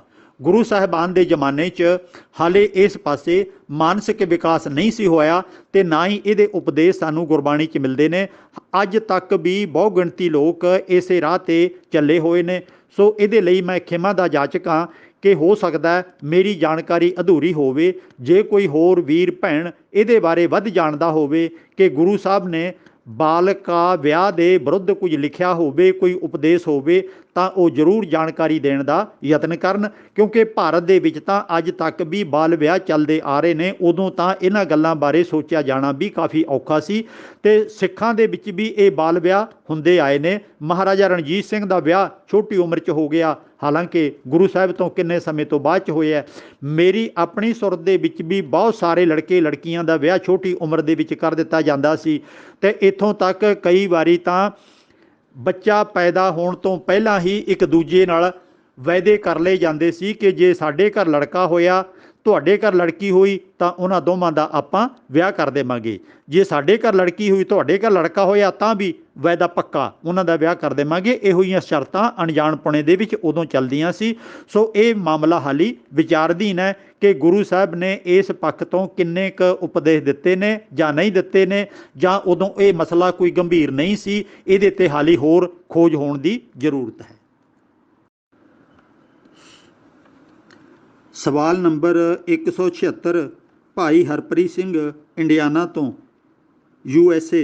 ਇਹਨਾਂ ਦਾ ਅਗਲਾ ਸਵਾਲ ਵੀ ਉਸੇ ਤਰ੍ਹਾਂ ਦਾ ਹੀ ਹੈ। ਇਹਦੇ 'ਤੇ ਬਹੁਤਾ ਵਿਸਥਾਰ ਦੇ ਵਿੱਚ ਜਾਣ ਦੀ ਜ਼ਰੂਰਤ ਨਹੀਂ ਹੈ। ਕਾਰਨ ਇਹ ਹੈ, ਇਹਨਾਂ ਦਾ ਸਵਾਲ ਹੈ ਕਿ ਕੀ ਗੁਰੂ ਤੇਗ ਬਹਾਦਰ ਸਾਹਿਬ ਦਾ ਵਿਆਹ ਵੀ ਛੋਟੀ ਉਮਰ ਵਿੱਚ ਹੀ ਹੋ ਗਿਆ ਸੀ? ਜੀ ਹਾਂ, ਛੋਟੀ ਉਮਰ ਦੇ ਵਿੱਚ ਹੀ ਉਹਨਾਂ ਦਾ ਵਿਆਹ ਹੋ ਗਿਆ ਸੀ। ਉਦੋਂ ਪਰੰਪਰਾ ਇਹੋ ਹੀ ਚੱਲ ਰਹੀ ਸੀ, ਅਤੇ ਹਾਲੀ ਇਹਦਾ ਬਦਲ ਸਮਾਜ ਦੇ ਵਿੱਚ ਪੈਦਾ ਨਹੀਂ ਸੀ ਹੋ ਸਕਿਆ। ਅਤੇ ਆਪਾਂ ਹਾਲ ਦੀ ਘੜੀ ਇਹਨਾਂ ਗੱਲਾਂ ਦੇ ਉੱਤੇ ਜਿਹੜਾ ਸਮਾਂ ਬਹੁਤਾ ਨਾ ਲਾਈਏ, ਅਤੇ ਹੋਰ ਬਹੁਤ ਕੁਝ ਆਪਣੇ ਕੋਲੇ ਪੜ੍ਹਨ ਵਾਲੇ, ਵਿਚਾਰਨ ਵਾਲਾ ਹੈ, ਕਿਉਂਕਿ ਬਹੁਤ ਸਾਰੀਆਂ ਮਜਬੂਰੀਆਂ ਇਹੋ ਜਿਹੀਆਂ ਹੁੰਦੀਆਂ ਨੇ। ਗੁਰੂ ਸਾਹਿਬ ਜਾਂ ਹੋਰ ਜਿਹੜੇ ਸਮਾਜ ਨੂੰ ਸੁਧਾਰਨ ਵਾਲੇ ਮਹਾਂਪੁਰਖ ਨੇ, ਉਹ ਇਹ ਮਹਿਸੂਸ ਕਰਦੇ ਨੇ ਕਿ ਜਿਹੜੇ ਵੱਡੇ ਮਸਲੇ ਨੇ ਪਹਿਲਾਂ ਉਹਨਾਂ ਨੂੰ ਆਪਾਂ ਨਜਿੱਠ ਲਈਏ, ਇਹ ਜਿਹੜੇ ਛੋਟੇ ਮਸਲੇ ਨੇ ਇਹਨਾਂ ਨੂੰ ਸੰਭਾਲ ਲਵਾਂਗੇ। ਉਦੋਂ ਦੇ ਹਾਲਾਤਾਂ ਦੇ ਅਨੁਸਾਰ ਗੁਰੂ ਤੇਗ ਬਹਾਦਰ ਸਾਹਿਬ ਦਾ ਵਿਆਹ ਵੀ ਛੋਟੀ ਉਮਰ ਦੇ ਵਿੱਚ ਹੀ ਹੋਇਆ। ਇਸੇ ਤਰ੍ਹਾਂ ਬਾਕੀ ਗੁਰੂਆਂ ਦੇ ਵੀ ਛੋਟੀ ਉਮਰ 'ਚ ਹੋਏ ਨੇ। ਮੈਂ ਇਦੋਂ ਪਹਿਲੇ ਸਵਾਲ ਦੇ ਵਿੱਚ ਇਹਦੇ ਬਹੁਤ ਸਾਰੇ ਹਵਾਲੇ ਦੇ ਚੁੱਕਿਆ ਹੋਇਆ ਕਿ ਅੱਜ ਤੱਕ ਵੀ ਛੋਟੀ ਉਮਰ ਦੇ ਬਹੁਤ ਸਾਰੇ ਬੱਚਿਆਂ ਦੇ ਵਿਆਹ ਹੋ ਰਹੇ ਨੇ। ਭਾਰਤ ਦੇ ਵਿੱਚ ਅਜੇ ਤੱਕ ਵੀ ਭਾਰਤੀ ਕਾਨੂੰਨ ਪੂਰੀ ਤਰ੍ਹਾਂ ਸਾਰੇ ਲੋਕਾਂ ਦੇ ਵਿੱਚ ਲਾਗੂ ਨਹੀਂ ਕੀਤਾ ਜਾ ਸਕਿਆ। ਇੱਕ ਤਾਂ ਲੋਕਾਂ ਦੀ ਨਾਸਮਝੀ ਦੇ ਕਾਰਨ, ਦੂਜਾ ਹੈ ਸਰਕਾਰ ਵੱਲੋਂ ਕਾਨੂੰਨ ਨੂੰ ਸਖਤੀ ਨਾਲ ਲਾਗੂ ਨਾ ਕਰਨ ਦੇ ਕਾਰਨ। ਇੱਥੇ ਤਾਂ ਅੱਜ ਤੱਕ ਵੀ ਔਰਤਾਂ ਪਤੀ ਦੇ ਨਾਲ ਸਤੀ ਹੋ ਜਾਂਦੀਆਂ ਨੇ। ਮੈਂ ਆਪਣੀਆਂ ਕਿਤਾਬਾਂ ਦੇ ਵਿੱਚ ਇਹਨਾਂ ਗੱਲਾਂ ਦੇ ਹਵਾਲੇ ਦਿੱਤੇ ਨੇ ਕਿ ਔਰਤ ਅੱਗ ਲਾ ਕੇ ਸਾੜ ਦਿੱਤੀ ਜਾਂਦੀ ਹੈ, ਅੱਜ ਤੱਕ ਵੀ ਪਤੀ ਦੇ ਨਾਲ ਚਿਖਾ ਦੇ ਵਿੱਚ ਸੁੱਟ ਦਿੱਤੀ ਜਾਂਦੀ ਹੈ। ਕਈਆਂ ਥਾਵਾਂ ਤੇ ਇਹ ਘਟਨਾਵਾਂ ਵਾਪਰੀਆਂ ਨੇ, ਅਖਬਾਰਾਂ 'ਚ ਇਹ ਚੀਜ਼ਾਂ ਆਈਆਂ ਨੇ। ਤੇ ਕਈ ਵਾਰੀ ਔਰਤ ਵਿਧਵਾ ਹੋ ਜਾਣ ਤੇ ਸਾਰੀ ਉਮਰ ਵਿਆਹ ਨਹੀਂ ਕਰਵਾਉਂਦੀ ਤੇ ਪਤੀ ਝਟਪਟ ਜੇ ਪਤਨੀ ਮਰ ਜਾਵੇ ਤਾਂ ਦੂਜਾ ਵਿਆਹ ਕਰਵਾ ਲੈਂਦਾ ਹੈ। ਕਈ ਵਾਰੀ ਤਾਂ ਦੂਜੀ ਪਤਨੀ ਲੈ ਆਉਂਦਾ, ਪਹਿਲੀ ਭਾਵੇਂ ਜਿਉਂਦੀ ਵੀ ਹੋਵੇ ਤੇ ਉਹ ਦੂਜਾ ਵਿਆਹ ਕਰਾਉਣ ਤੋਂ ਸੰਕੋਚ ਨਹੀਂ ਕਰਦਾ। ਅਜੇ ਤੱਕ ਵੀ ਔਰਤਾਂ ਨੂੰ ਪੂਰੇ ਅਧਿਕਾਰ ਨਹੀਂ ਮਿਲੇ ਹੋਏ। ਔਰਤਾਂ ਦੇ ਨਾਮ ਤੇ ਜ਼ਮੀਨ, ਜਾਇਦਾਦ, ਘਰ, ਬੈਂਕ ਖਾਤੇ ਆਦਿਕ ਘੱਟ ਤੋਂ ਘੱਟ ਮਿਲਦੇ ਨੇ ਤੇ ਜਿਹੜੀਆਂ ਔਰਤਾਂ ਨੌਕਰੀ ਵੀ ਕਰਦੀਆਂ ਨੇ ਬਹੁਤ ਘੱਟ ਨੇ ਜਿਹੜੀਆਂ ਦਲੇਰੀ ਨਾਲ ਆਪਣੇ ਹੱਕ ਲੈਣ ਵਾਸਤੇ ਯਤਨ ਕਰਦੀਆਂ ਨੇ। ਨਹੀਂ ਤਾਂ ਆਪਣੀ ਤਨਖਾਹ, ਨੌਕਰੀ ਆਦਿਕ ਵੀ ਉਹ ਆਪਣੇ ਪਤੀ ਦੇ ਜਾਂ ਸਹੁਰੇ ਪਰਿਵਾਰ ਦੇ ਉੱਤੇ ਨਿਰਭਰ ਹੋ ਕੇ ਕਰਦੀਆਂ ਨੇ। ਉਹਦੀ ਸਾਰੀ ਤਨਖਾਹ ਸਹੁਰਾ ਪਰਿਵਾਰ ਇੱਕ ਤਰ੍ਹਾਂ ਖੋਹ ਲੈਂਦਾ, ਉਹਨੂੰ ਥੋੜ੍ਹੇ ਜਿਹੇ ਖਰਚੇ ਜੋਗੇ ਹੀ ਪੈਸੇ ਦਿੰਦੇ ਨੇ। ਉਹਨੂੰ ਹੀਣ ਭਾਵਨਾ ਦੇ ਵਿੱਚ ਸਾਰੀ ਜ਼ਿੰਦਗੀ ਬਤੀਤ ਕਰਨੀ ਪੈਂਦੀ ਹੈ। ਅਜੇ ਹੋਰ ਬਹੁਤ ਕੁਝ ਪਿਆ ਬੀਬੀਆਂ ਦੇ ਹੱਕ ਵਿੱਚ ਆਵਾਜ਼ ਉਠਾਉਣ ਵਾਲੀ ਪਈ ਹੈ, ਇਹਨਾਂ ਦੇ ਹੱਕ 'ਚ ਕੰਮ ਕਰਨ ਵਾਲਾ ਬਹੁਤ ਕੁਝ ਪਿਆ। ਬੀਬੀਆਂ ਨੂੰ ਵੱਧ ਤੋਂ ਵੱਧ ਪੜ੍ਹਨ ਲਿਖਣ ਦਾ ਅਧਿਕਾਰ ਮਿਲੇ, ਘਰਾਂ ਦੇ ਵਿੱਚ ਚੰਗੀ ਸਿੱਖਿਆ ਮਿਲੇ, ਆਦਰ ਮਾਣ ਮਿਲੇ। ਲੜਕੀ ਪੈਦਾ ਹੋਣ 'ਤੇ ਨੀਵੇਂ ਪੱਧਰ ਦੇ ਜਿਹੜੇ ਕਟਾਕਸ ਨਾ ਕੀਤੇ ਜਾਣ, ਇਹਨਾਂ ਦੇ ਭੈੜੇ ਨਾਮ ਤੇ ਭੈੜਾ ਵਰਤਾਓ ਲੜਕੀਆਂ ਦਾ ਨਾ ਕੀਤਾ ਜਾਵੇ ਤੇ ਹੋਰ ਜਿਹੜੇ ਅਨੇਕਾਂ ਕਾਰਜ ਨੇ ਲੜਕੀਆਂ ਦੇ ਹੱਕ ਵਿੱਚ ਕਰਨ ਵਾਲੇ ਨੇ ਉਹ ਸਮੇਂ-ਸਮੇਂ 'ਤੇ ਅੱਗੇ ਆਉਂਦੇ ਰਹੇ ਨੇ ਤੇ ਅੱਗੋਂ ਆਉਂਦੇ ਰਹਿਣਗੇ। ਆਪਾਂ ਆਪ ਜਦੋਂ ਗੁਰੂ ਸਾਹਿਬ ਨੇ ਲੜਕੀ ਨੂੰ ਤੇ ਲੜਕੇ ਨੂੰ ਬਰਾਬਰ ਦੇ ਹੱਕ ਦਿੱਤੇ ਨੇ, ਗੁਰਬਾਣੀ 'ਚ ਆਪਾਂ ਮੰਨਦੇ ਹਾਂ, ਭਾਰਤੀ ਸੰਵਿਧਾਨ ਵੀ ਬਰਾਬਰ ਦੇ ਹੱਕ ਦਿੰਦਾ। ਆਪਣਾ ਸਾਰਿਆਂ ਦਾ ਫਰਜ਼ ਬਣਦਾ ਹੈ ਕਿ ਲੜਕੀਆਂ ਨੂੰ, ਔਰਤਾਂ ਨੂੰ ਬਰਾਬਰ ਦਾ ਅਧਿਕਾਰ ਦਈਏ ਤਾਂ ਕਿ ਅਸੀਂ ਸਹੀ ਮਾਇਨੇ 'ਚ ਸਹੀ ਇਨਸਾਨ ਅਤੇ ਸਿੱਖ ਅਖਵਾਉਣ ਦੇ ਹੱਕਦਾਰ ਬਣ ਸਕੀਏ। ਸਵਾਲ ਨੰਬਰ 177 ਭਾਈ ਹਰਪ੍ਰੀਤ ਸਿੰਘ, ਇੰਡੀਆਨਾ, USA ਤੋਂ। ਇਹਨਾਂ ਦਾ ਅਗਲਾ ਸਵਾਲ ਹੈ, ਗੁਰੂ ਤੇਗ ਬਹਾਦਰ ਸਾਹਿਬ ਤੇਗ ਦੇ ਧਨੀ ਸਨ। ਉਹ ਕਈ ਜੰਗ ਲੜ ਚੁੱਕੇ ਸਨ ਪਰ ਉਹਨਾਂ ਨੇ ਸ਼ਾਂਤਮਈ ਸੀਸ ਦੇਣਾ ਕਿਉਂ ਪ੍ਰਵਾਨ ਕੀਤਾ? ਦਿੱਲੀ ਨੂੰ ਸੀਸ ਦੇਣ ਵਾਸਤੇ ਕਿਉਂ ਚੱਲ ਪਏ? ਗੁਰੂ ਪਿਆਰ ਵਾਲਿਓ, ਇਸ ਗੱਲ ਨੂੰ ਸਮਝਣ ਦੀ ਲੋੜ ਹੈ। ਇਹ ਗੁਰੂ ਅਰਜਨ ਸਾਹਿਬ ਨਾਲ ਵੀ ਕਹਾਣੀ ਜੋੜੀ ਗਈ ਹੈ ਕਿ ਉਹ ਆਪ ਤੱਤੀ ਤਵੀ ਦੇ ਉੱਤੇ ਬੈਠ ਗਏ। ਇਸ ਤਰ੍ਹਾਂ ਦਾ ਸੱਚ ਨਹੀਂ ਹੈ। ਇਹ ਸਾਡੇ ਪ੍ਰਚਾਰਕਾਂ ਨੇ ਤੇ ਲਿਖਾਰੀਆਂ ਨੇ ਗੁਰੂ ਸਾਹਿਬ ਨੂੰ ਸ਼ਰਧਾ ਬਸ ਬਹੁਤ ਅਜਿਹੇ ਢੰਗ ਨਾਲ ਪੇਸ਼ ਕਰ ਦਿੱਤਾ ਕਿ ਉਹ ਜਿਹੜਾ ਕੁਝ ਕੰਮ ਕੀਤਾ ਉਹਨਾਂ ਨੇ ਆਪਣੀ ਮਰਜ਼ੀ ਨਾਲ ਹੀ ਕੀਤਾ। ਕਦੀ ਕੋਈ ਜਾਨ ਵਾਰਨ ਵਾਸਤੇ ਆਪਣੀ ਮਰਜ਼ੀ ਨਾਲ ਜਾਂਦਾ ਹੁੰਦਾ, ਉਹ ਜਿਉਂਦੇ ਰਹਿ ਕੇ ਸਮਾਜ ਦਾ ਬਹੁਤ ਭਲਾ ਕਰ ਸਕਦੇ ਸਨ। ਤੇ ਜੇ ਗੁਰੂ ਅਰਜਨ ਸਾਹਿਬ ਆਪਣੀ ਹੋਰ ਲੰਮੇ ਸਮੇਂ ਤੱਕ ਜਾਨ ਬਚਾ ਲੈਂਦੇ, ਜੀਵਤ ਰਹਿੰਦੇ, ਤਾਂ ਉਹਨਾਂ ਨੇ ਹੋਰ ਕਿੰਨੇ ਪਰਉਪਕਾਰ ਕਰਨੇ ਸਨ। ਕੇਵਲ 42-43 ਸਾਲ ਦੀ ਭਰ ਜਵਾਨੀ ਉਮਰ ਦੇ ਵਿੱਚ ਉਹ ਸ਼ਹੀਦ ਹੋ ਗਏ। ਉਹਨਾਂ ਨੂੰ ਬੇਅੰਤ ਤਸੀਹੇ ਦੇ ਕੇ ਲੇਖੇ ਲਾ ਦਿੱਤਾ। ਉਹ ਆਪਣੀ ਖੁਸ਼ੀ ਨਾਲ ਉਹਨਾਂ ਨੇ ਸਾਰਾ ਕੰਮ ਨਹੀਂ ਕੀਤਾ ਜਿਵੇਂ ਕਿ ਪ੍ਰਚਾਰਿਆ ਗਿਆ ਤੇ ਉਹਨਾਂ ਨੂੰ ਤਾਂ ਤੱਤੀ ਤਵੀ ਦੇ ਉੱਤੇ ਬੈਠਿਆਂ ਨੂੰ ਵੀ ਇਹ ਪ੍ਰਚਾਰ ਦਿੱਤਾ ਗਿਆ ਕਿ ਸੇਕ ਲੱਗਦਾ ਹੀ ਨਹੀਂ ਸੀ। ਉਹ ਤਾਂ ਸਫੇਦ ਕੱਪੜੇ ਪਾਈ ਬੈਠੇ ਹੋਏ ਸੀ ਤੇ ਮਾਲਾ ਫੇਰ ਰਹੇ ਸੀ ਤੇ ਉਹ ਤਾਂ ਤੇਰਾ ਕੀਆ ਮਿੱਠਾ ਲਾਗੇ ਕਹਿ ਰਹੇ ਸੀ। ਅਜਿਹੀਆਂ ਕਹਾਣੀਆਂ ਸਾਡੇ ਦਿਮਾਗਾਂ ਦੇ ਵਿੱਚ ਧੱਕ ਦਿੱਤੀਆਂ ਗਈਆਂ ਨੇ। ਉਹਨਾਂ ਨੂੰ ਤਸੀਹੇ ਦੇ ਦੇ ਕੇ ਸ਼ਹੀਦ ਕੀਤਾ ਗਿਆ, ਗ੍ਰਿਫਤਾਰ ਕਰਕੇ ਉਹਨਾਂ ਨੂੰ ਲਾਹੌਰ ਲਿਜਾਇਆ ਗਿਆ ਤੇ ਬਾਅਦ ਦੇ ਵਿੱਚ ਰਾਵੀ ਦੇ ਵਿੱਚ ਉਹਨਾਂ ਨੂੰ ਪੱਥਰ ਬੰਨ੍ਹ ਕੇ ਸਰੀਰ ਦੇ ਨਾਲ ਰਾਵੀ 'ਚ ਡੋਬਿਆ ਗਿਆ ਤੇ ਕਹਾਣੀ ਘੜ ਦਿੱਤੀ ਗਈ ਕਿ ਉਹ ਤਾਂ ਜੀ ਇਸ਼ਨਾਨ ਕਰਨਾ ਚਾਹੁੰਦੇ ਸੀ ਤੇ ਤਾਂ ਉਹਨਾਂ ਨੇ ਉੱਥੇ ਭੇਜ ਦਿੱਤਾ ਰਾਵੀ ਤੇ ਉੱਥੇ ਉਹ ਰਾਵੀ ਚੁੱਭੀ ਮਾਰ ਕੇ ਅਲੋਪ ਹੋ ਗਏ। ਅਜਿਹੀਆਂ ਕਹਾਣੀਆਂ ਤੋਂ ਬਹੁਤ ਸਾਵਧਾਨ ਹੋਣ ਦੀ ਲੋੜ ਹੈ। ਇਸੇ ਤਰ੍ਹਾਂ ਗੁਰੂ ਤੇਗ ਬਹਾਦਰ ਸਾਹਿਬ ਨਾਲ ਵੀ ਸੰਬੰਧਿਤ ਕਹਾਣੀਆਂ ਅਜਿਹੀਆਂ ਘੜ ਦਿੱਤੀਆਂ ਨੇ, ਬਣਾ ਦਿੱਤੀਆਂ ਨੇ ਕਿ ਗੁਰੂ ਤੇਗ ਬਹਾਦਰ ਸਾਹਿਬ ਵੀ ਆਪ ਹੀ ਚਲੇ ਗਏ ਨੇ ਸ਼ਹੀਦੀ ਦੇਣ ਵਾਸਤੇ, ਜਦੋਂ ਕਿ ਇਹ ਸੱਚ ਨਹੀਂ ਹੈ। ਪਹਿਲੀ ਵਾਰੀ ਜਦੋਂ ਗੁਰੂ ਤੇਗ ਬਹਾਦਰ ਸਾਹਿਬ ਜੀ ਗੁਰਗੱਦੀ ਦੇ ਉੱਤੇ ਬਿਰਾਜਮਾਨ ਹੋਏ ਨੇ, ਐਲਾਨ ਹੋਇਆ, ਧੀਰ ਮੱਲ ਨੇ ਆਪਣੇ ਮਸੰਦਾਂ ਸ਼ੀਹੇ ਦੇ ਰਾਹੀਂ ਅਤੇ ਰਾਮਚੰਦ ਦੇ ਰਾਹੀਂ गुरु तेग बहादुर साहब ते हमला करवाया ते उन्हां दे गोली मार के खत्म करन दा यतन किया गया, पर सबब नाल वो गोली गुरु तेग बहादुर साहब नूं नहीं वजी, जान बच गई। उस तो बाद सिखां ने गुरु साहब दे अगे ਪਹਿਰਾ सख्त कर दिता ते विरोधी नूं नेड़े लगण तो वो सावधान होण लग पए। ते थोड़े समय तो बाद गुरु तेग बहादुर जी बाबा बकाला छड्ड के कीरतपुर आ गए ते कीरतपुर रहिंदियां ही उन्होंने छेती तो छेती आनंदपुर वाली जमीन खरीद के उत्थे नवां नगर जां नवीं तरतीब दे के अपने लोगों नूं बसाउण दा उपराला शुरू किया। जदों इत्थे अपने विश्वासयोग सिखां नूं जिम्मेवारी सौंप के गुरु तेग बहादुर जी प्रचार के दौरे ते चले गए तां धमधान दे इलाके ते धमधान दे एक पिंड विच उन्होंने आलम खां रहेले ने गुरु साहब के उत्ते आके घेरा पा लिया ते उस घेरे दे विचों गुरु साहब नूं कहा गया कि तुहानूं नहीं तां इत्थे ही खत्म कर दिता जाएगा, नहीं तां तुसीं गिरफ्तारी दे दिओ। गुरु साहब ने गिरफ्तारी दे दिती। आलम खां रहेले ने गुरु साहब नूं 8/11/1665 नूं गिरफ्तार किया। 2 महीने गुरु साहब दिल्ली दे विच कैद रहे ते उस तो बाद उन्हां नूं पुछगिछ करके रिहा कर दिता गया। दूजी बार जून 1670 नूं आगरे दे नेड़ियों गुरु तेग बहादुर जी नूं दोबारा गिरफ्तार किया गया। 2.5 महीने दिल्ली दे विच वो कैद रहे ते फिर उन्हां नूं रिहा कर दिता गया। ते मलकपुर रंगड़ा रोपड़ नेड़े गुरु तेग बहादुर जी नूं थाणेदार नूर मुहम्मद ने गिरफ्तार किया 12 जुलाई 1675 नूं ते बसी पठाणा लिया के उन्हां नूं पिंजरे विच कैद करके रखिया गया। वो पिंजरा फिर सरहंद भेजिया गया, सरहंद तो वो पिंजरा दिल्ली भेजिया गया। लंबे समय तक गुरु तेग बहादुर साहब नूं तसीहे दिते गए ते उन्हां नूं धर्म बदली करन वास्ते मजबूर किया गया, पर गुरु साहब अपने असूलों ते डटे रहे ते जो उन्होंने सच हक का पहरा देने की आवाज़ बुलंद की सी, गुरु नानक की विचारधारा नूं अगे पहुँचाउण दा उपराला कीता सी ते उस तरह वो अडोल रह के अपने काम कर रहे सन। ते जदों हाकमां ने वेख्या कि ये साडी गल नहीं मन रहे, दबा थले नहीं आ रहे, ਤਾਂ ਉਹਨਾਂ ਨੂੰ ਨਵੰਬਰ ਮਹੀਨੇ ਦੇ ਵਿੱਚ 1675 ਚ ਗੁਰੂ ਤੇਗ ਬਹਾਦਰ ਸਾਹਿਬ ਨੂੰ ਸ਼ਹੀਦ ਕੀਤਾ ਗਿਆ ਕਿ ਆਪੀ ਉਹ ਚੱਲ ਕੇ ਸੀਸ ਵਾਰਨ ਗਏ। ਇਹ ਗੱਲਾਂ ਬਾਅਦ ਦੇ ਵਿੱਚ ਜੋੜੀਆਂ ਗਈਆਂ, ਮਨ ਘੜਤ ਕਹਾਣੀਆਂ ਨੇ।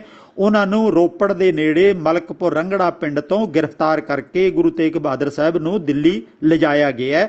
ਸੋ ਉਹਨਾਂ ਨੇ ਜੰਗ ਯੁੱਧ ਵੀ ਲੜੇ ਸਨ, ਪਰ ਹੁਣ ਜੰਗ ਯੁੱਧ ਲੜਨ ਵਾਸਤੇ ਉਹਨਾਂ ਕੋਲੇ ਇੰਨੀ ਫੌਜ ਨਹੀਂ ਸੀ कि एड्डी वड्डी हुकूमत का वो मुकाबला कर सकते। बाद दे विच गुरु गोबिंद सिंह जी ने जिन्ना हो सकिया अपने स्वै रख्या की जंग लड़ी। हुकूमत नूं जदों भी हमला करन हाकम धिर आउंदी सी करारा जवाब दिता ते अपने लोगों नूं जागरूक करन वास्ते बहुत उपराले बहुत तरीके उन्होंने अपनाए। गुरु गोबिंद सिंह ने किले भी बनवाए, फौजां भी रखियां, हथियार भी रखे, फौज भर्ती करके ट्रेनिंग भी दी, बहुत कुछ अगों होया। पर गुरु तेग बहादुर साहब अपनी खुशी नाल जान वारन वास्ते नहीं सी गए, जिमें कि साडे आले दुआले प्रचारकां ने प्रचार दिता है। इन्हां गल्लां तो सावधान रहिए। 3 वारी गुरु तेग बहादुर साहब की गिरफ्तारी हुई सी। पहला 2 वारी उन्हां नूं रिहा कर दिता गया, तीजी वारी रिहा नहीं किया गया, शहीद कर दिता गया नवंबर 1675 नूं।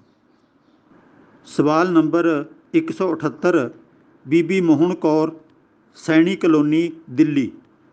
इन्हां दा सवाल है, गुरु अर्जन साहब की शहीदी नाल छबील का की संबंध है। गुरु प्यार वालिओ, जिन्ने माई भाई सुन रहे ने गुरु घर नाल प्यार करते हैं, वो इन्हां गल्लां वल खास ध्यान देण, तवज्जो देण कि सिखां दा पैसा अते ताकत बहुत बर्बाद हो रही है, पर उहदा आउटपुट कोई भी नहीं है, प्राप्ति कोई भी नहीं हुंदी। छबील लाउणी गुरु अर्जन साहब की शहीदी नाल ਇਹ ਆਧੁਨਿਕ ਜ਼ਮਾਨੇ ਦੀ ਖੇਡ ਤਾਂ ਹੋ ਸਕਦੀ ਹੈ।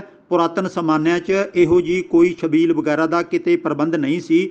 ਸਗੋਂ ਮੈਂ ਤਾਂ ਆਪ ਖੁਦ ਬਚਪਨ ਦੇ ਦਿਨਾਂ 'ਚ ਇਹ ਦੇਖਿਆ, ਜਦੋਂ ਇੱਕ ਪਿੰਡ ਤੋਂ ਲੰਬਾ ਸਫ਼ਰ ਕਰਕੇ ਅਸੀਂ ਦੂਜੇ ਪਿੰਡ 'ਚ ਪੈਦਲ ਚੱਲ ਕੇ ਜਾਂਦੇ ਸੀ। ਬੱਸਾਂ ਵਗੈਰਾ ਘੱਟ ਸੀ, ਕਈਆਂ ਪਿੰਡਾਂ ਵੱਲ ਬੱਸਾਂ ਨਹੀਂ ਜਾਂਦੀਆਂ ਸੀ।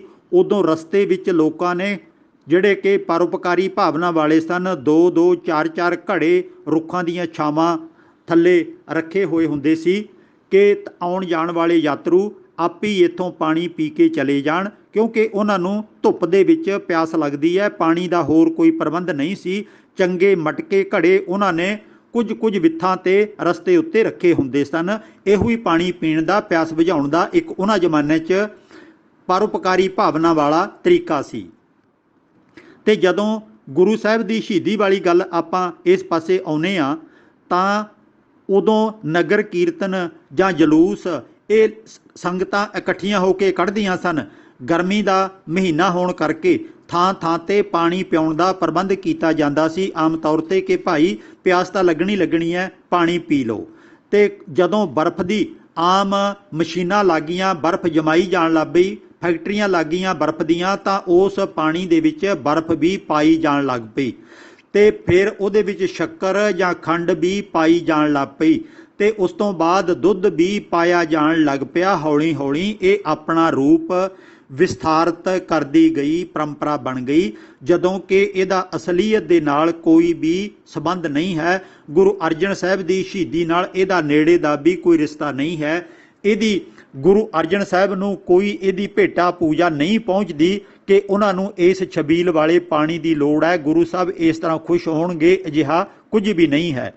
ਜਿਹੜੇ ਸੰਗਤਾਂ ਉਹ ਬੱਚੇ ਨੇ, ਬੀਬੀਆਂ ਨੇ ਤੇ ਹੋਰ ਲੋਕ ਨੇ ਜਿਨ੍ਹਾਂ ਨੂੰ ਪਾਣੀ ਦੀ ਲੋੜ ਹੈ, ਉਹਨਾਂ ਵਾਸਤੇ ਪਾਣੀ ਦਾ ਪ੍ਰਬੰਧ ਤਾਂ ਕਰਨਾ ਵਾਜਬ ਹੈ, ਪਰ ਇਹ ਮਿੱਠੇ ਪਾਣੀ ਛਬੀਲਾਂ ਲਾਉਣੀਆਂ ਇਹ ਸਰਾਸਰ ਨਜਾਇਜ਼ ਹੈ। ਇਹਦੀ ਕੋਈ ਵੀ ਜ਼ਰੂਰਤ ਨਹੀਂ ਹੈ। ਸਾਡਾ ਸਮਾਂ, ਸ਼ਕਤੀ ਅਤੇ ਪੈਸਾ ਇਹ ਅਜਾਈਂ ਬਰਬਾਦ ਜਾ ਰਿਹਾ ਹੈ। ਛਬੀਲਾਂ ਤੇ ਬਹੁਤ ਲਾ ਲੀਆਂ, ਪਰ ਗੁਰੂ ਸਾਹਿਬ ਦੇ ਉਪਦੇਸ਼ਾਂ ਦਾ ਕੁਝ ਵੀ ਸਾਨੂੰ ਪਤਾ ਨਹੀਂ ਹੈ। ਗੁਰੂ ਸਾਹਿਬ ਨੇ ਸਾਨੂੰ ਕੀ ਆਖਿਆ, ਕੀ ਸਮਝਾਇਆ, ਉਹਨਾਂ ਦੀ ਸ਼ਹੀਦੀ ਦੇ ਕਾਰਨ ਕੀ ਸਨ ਤੇ ਉਹਦੇ ਤੋਂ ਸਾਨੂੰ ਕੀ ਸਿੱਖਣ ਨੂੰ ਮਿਲਿਆ, ਅਜਿਹਾ ਕੁਝ ਵੀ ਨਹੀਂ ਸਾਨੂੰ ਦੱਸਿਆ ਜਾਂਦਾ। ਬਹੁਤੀਆਂ ਥਾਵਾਂ ਤੇ ਤਾਂ ਛਬੀਲਾਂ ਵੀ ਲੱਗੀਆਂ ਹੁੰਦੀਆਂ ਨੇ, ਉਹਨਾਂ ਦਿਨਾਂ 'ਚ ਅਖੰਡ ਪਾਠ ਵੀ ਸੜਕਾਂ ਦੇ ਕਿਨਾਰੇ ਤੇ ਰੱਖੇ ਹੁੰਦੇ ਨੇ। ਤੇ ਜਦੋਂ ਫਤਿਹਗੜ੍ਹ ਸਾਹਿਬ ਨੂੰ ਜਾਈਏ ਤਾਂ ਉਦੋਂ ਸਾਹਿਬਜ਼ਾਦਿਆਂ ਦੇ ਸ਼ਹੀਦੀ ਜੋੜ ਮੇਲੇ ਦੇ ਟਾਈਮ ਤੇ ਵੀ ਮਿੱਠੇ ਪਕਵਾਨ, ਮਠਿਆਈਆਂ, ਜਲੇਬੀਆਂ ਤੱਕ ਵੀ ਬਹੁਤ ਲੋਕਾਂ ਨੇ ਵੰਡੀਆਂ ਹੁੰਦੀਆਂ ਨੇ, ਰੱਖੀਆਂ ਹੁੰਦੀਆਂ ਨੇ ਤੇ ਲੋਕਾਂ ਨੂੰ ਸ਼ਹੀਦੀ ਦੇ ਟਾਈਮ ਤੇ ਮਿੱਠੇ ਭੋਜਨ ਛਕਾਏ ਜਾ ਰਹੇ ਹੁੰਦੇ ਨੇ। ਡੁੱਬ ਮਰਨ ਵਾਲੀ ਗੱਲ ਹੈ। ਸਾਨੂੰ ਤੇ ਅਜੇ ਤੱਕ ਵੀ ਸਮਝ ਨਹੀਂ ਆਈ ਗੁਰੂ ਅਰਜਨ ਸਾਹਿਬ ਦੇ ਸਮੇਂ ਤੇ ਮਿੱਠਾ ਪਾਣੀ ਛਬੀਲ ਲਾਉਣੀ ਤੇ ਇੱਕ ਤਰ੍ਹਾਂ ਦਾ ਮਿੱਠਾ ਪਾਣੀ ਪਿਆਉਣਾ, ਸਕੰਜਵੀ ਪਿਆਉਣੀ ਤੇ ਇਸ ਤਰ੍ਹਾਂ ਦਾ ਛਬੀਲ ਲਾਉਣੀ, ਇਹ ਤਾਂ ਇੱਕ ਤਰ੍ਹਾਂ ਦਾ ਸ਼ਹੀਦੀ ਦਾ ਅਪਮਾਨ ਕਰਨ ਵਾਲੀ ਗੱਲ ਹੈ। ਜੇ ਕਿਸੇ ਨੇ ਕੁਝ ਪਾਣੀ ਪਿਆਉਣਾ ਹੀ ਹੈ ਤਾਂ ਸਾਦਾ ਫੋਕਾ ਪਾਣੀ ਥਾਂ ਥਾਂ ਤੇ ਰੱਖ ਲਿਆ ਜਾਵੇ, ਲੋੜਵੰਦ ਭਾਈ ਭੈਣਾਂ ਉਹ ਪਾਣੀ ਪੀ ਲੈਣ।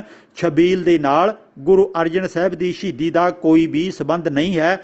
ਇਹ ਸਾਰੀਆਂ ਅੱਖਾਂ ਮੀਟ ਕੇ ਪਰੰਪਰਾਵਾਂ ਨਿਭਾਈਆਂ ਜਾ ਰਹੀਆਂ ਨੇ। ਅਫਸੋਸ ਸਭ ਤੋਂ ਜ਼ਿਆਦਾ ਇਹ ਹੈ ਕਿ ਸਾਡੀਆਂ ਮੁਖੀ ਜਥੇਬੰਦੀਆਂ, ਸ਼੍ਰੋਮਣੀ ਗੁਰਦੁਆਰਾ ਪ੍ਰਬੰਧਕ ਕਮੇਟੀ, ਦਿੱਲੀ ਗੁਰਦੁਆਰਾ ਪ੍ਰਬੰਧਕ ਕਮੇਟੀ, ਹੋਰ ਲੱਖਾਂ ਕਰੋੜਾਂ ਰੁਪਏ ਦੀ ਇਨਕਮ ਕਮਾਉਣ ਵਾਲੇ ਗੁਰਦੁਆਰਾ ਪ੍ਰਧਾਨ ਆਦਿਕ ਉਹ ਸਾਨੂੰ ਗਿਆਨ ਨਹੀਂ ਦੇ ਰਹੇ। ਸਾਹਿਤ ਵੰਡ ਕੇ ਉਹ ਸਾਨੂੰ ਗਿਆਨਵਾਨ ਨਹੀਂ ਬਣਾਉਂਦੇ। ਚੰਗੀਆਂ ਕਿਤਾਬਾਂ, ਚੰਗਾ ਲਿਟਰੇਚਰ ਸਾਡੇ ਤੱਕ ਨਹੀਂ ਪਹੁੰਚਾਉਂਦੇ ਤੇ ਚੰਗਾ ਸਵਾਲ ਜਵਾਬ ਦਾ ਕੋਈ ਸਮਾਂ ਉਹ ਨਹੀਂ ਰੱਖਦੇ। ਚੰਗੇ ਕਥਾਵਾਚਕ ਉਹਨਾਂ ਕੋਲੇ ਨਹੀਂ ਹੁੰਦੇ ਤੇ ਆਪ ਵੀ ਬਹੁਤੀ ਵਾਰੀ ਉਹ ਗੁਰਮਤਿ ਬਾਰੇ ਨਹੀਂ ਜਾਣਦੇ। ਕੇਵਲ ਉਹਨਾਂ ਨੇ ਸ਼ਰਧਾ ਦਾ ਫਾਇਦਾ ਉਠਾ ਕੇ ਮਾਇਆ ਬਟੋਰਨੀ ਹੁੰਦੀ ਹੈ ਤੇ ਸੰਗਤਾਂ ਨੂੰ ਵਹੀਰਾਂ ਘੱਤ ਕੇ ਸੜਕੋ ਸੜਕੀ ਤੋਰਨਾ ਹੁੰਦਾ ਹੈ। ਬਸ ਇਹੀ ਉਹਨਾਂ ਦਾ ਮਕਸਦ ਬਣਿਆ ਹੋਇਆ। ਆਪ ਅਸੀਂ ਸਿਆਣੇ ਬਣੀਏ, ਗਿਆਨਵਾਨ ਬਣੀਏ। ਇਹ ਸਮਾਂ ਅਤੇ ਸਾਡਾ ਪੈਸਾ ਇਹ ਬਰਬਾਦ ਨਾ ਜਾਵੇ। ਛਬੀਲ ਦਾ ਗੁਰੂ ਸਾਹਿਬ ਦੀ ਸ਼ਹੀਦੀ ਦੇ ਨਾਲ ਕੋਈ ਵੀ ਸੰਬੰਧ ਨਹੀਂ ਹੈ ਤੇ ਗੁਰੂ ਸਾਹਿਬ ਦੇ ਜ਼ਮਾਨੇ 'ਚ ਤੋਂ ਲੈ ਕੇ ਸੰਨ 47 ਤੱਕ ਦੇ ਸਮੇਂ ਤੱਕ ਇੱਕ ਵਾਰੀ ਵੀ ਕਿਤੇ ਮਿੱਠੇ ਪਾਣੀ ਦੀ ਛਬੀਲ ਨਹੀਂ ਲੱਗੀ, ਬਲਕਿ ਮੇਰੀ ਸੁਰਤ ਦੇ ਵਿੱਚ ਹੀ ਇਹ ਕੰਮ ਸ਼ੁਰੂ ਹੋਇਆ ਤੇ ਇਹ ਉਹਨਾਂ ਸਮਿਆਂ 'ਚ ਕੇਵਲ ਪਾਣੀ ਪਿਆਇਆ ਜਾਂਦਾ ਸੀ ਜਦੋਂ ਕੋਈ ਕਾਫਲਾ ਸਿੱਖਾਂ ਦਾ ਕਿਸੇ ਪਾਸੇ ਤੁਰਦਾ ਸੀ। ਇਹ ਮਿੱਠੇ ਪਾਣੀ ਵਾਲੀਆਂ ਗੱਲਾਂ ਦਾ ਤਾਂ ਨਾਮੋ ਨਿਸ਼ਾਨ ਹੀ ਕਿਤੇ ਨਹੀਂ ਸੀ।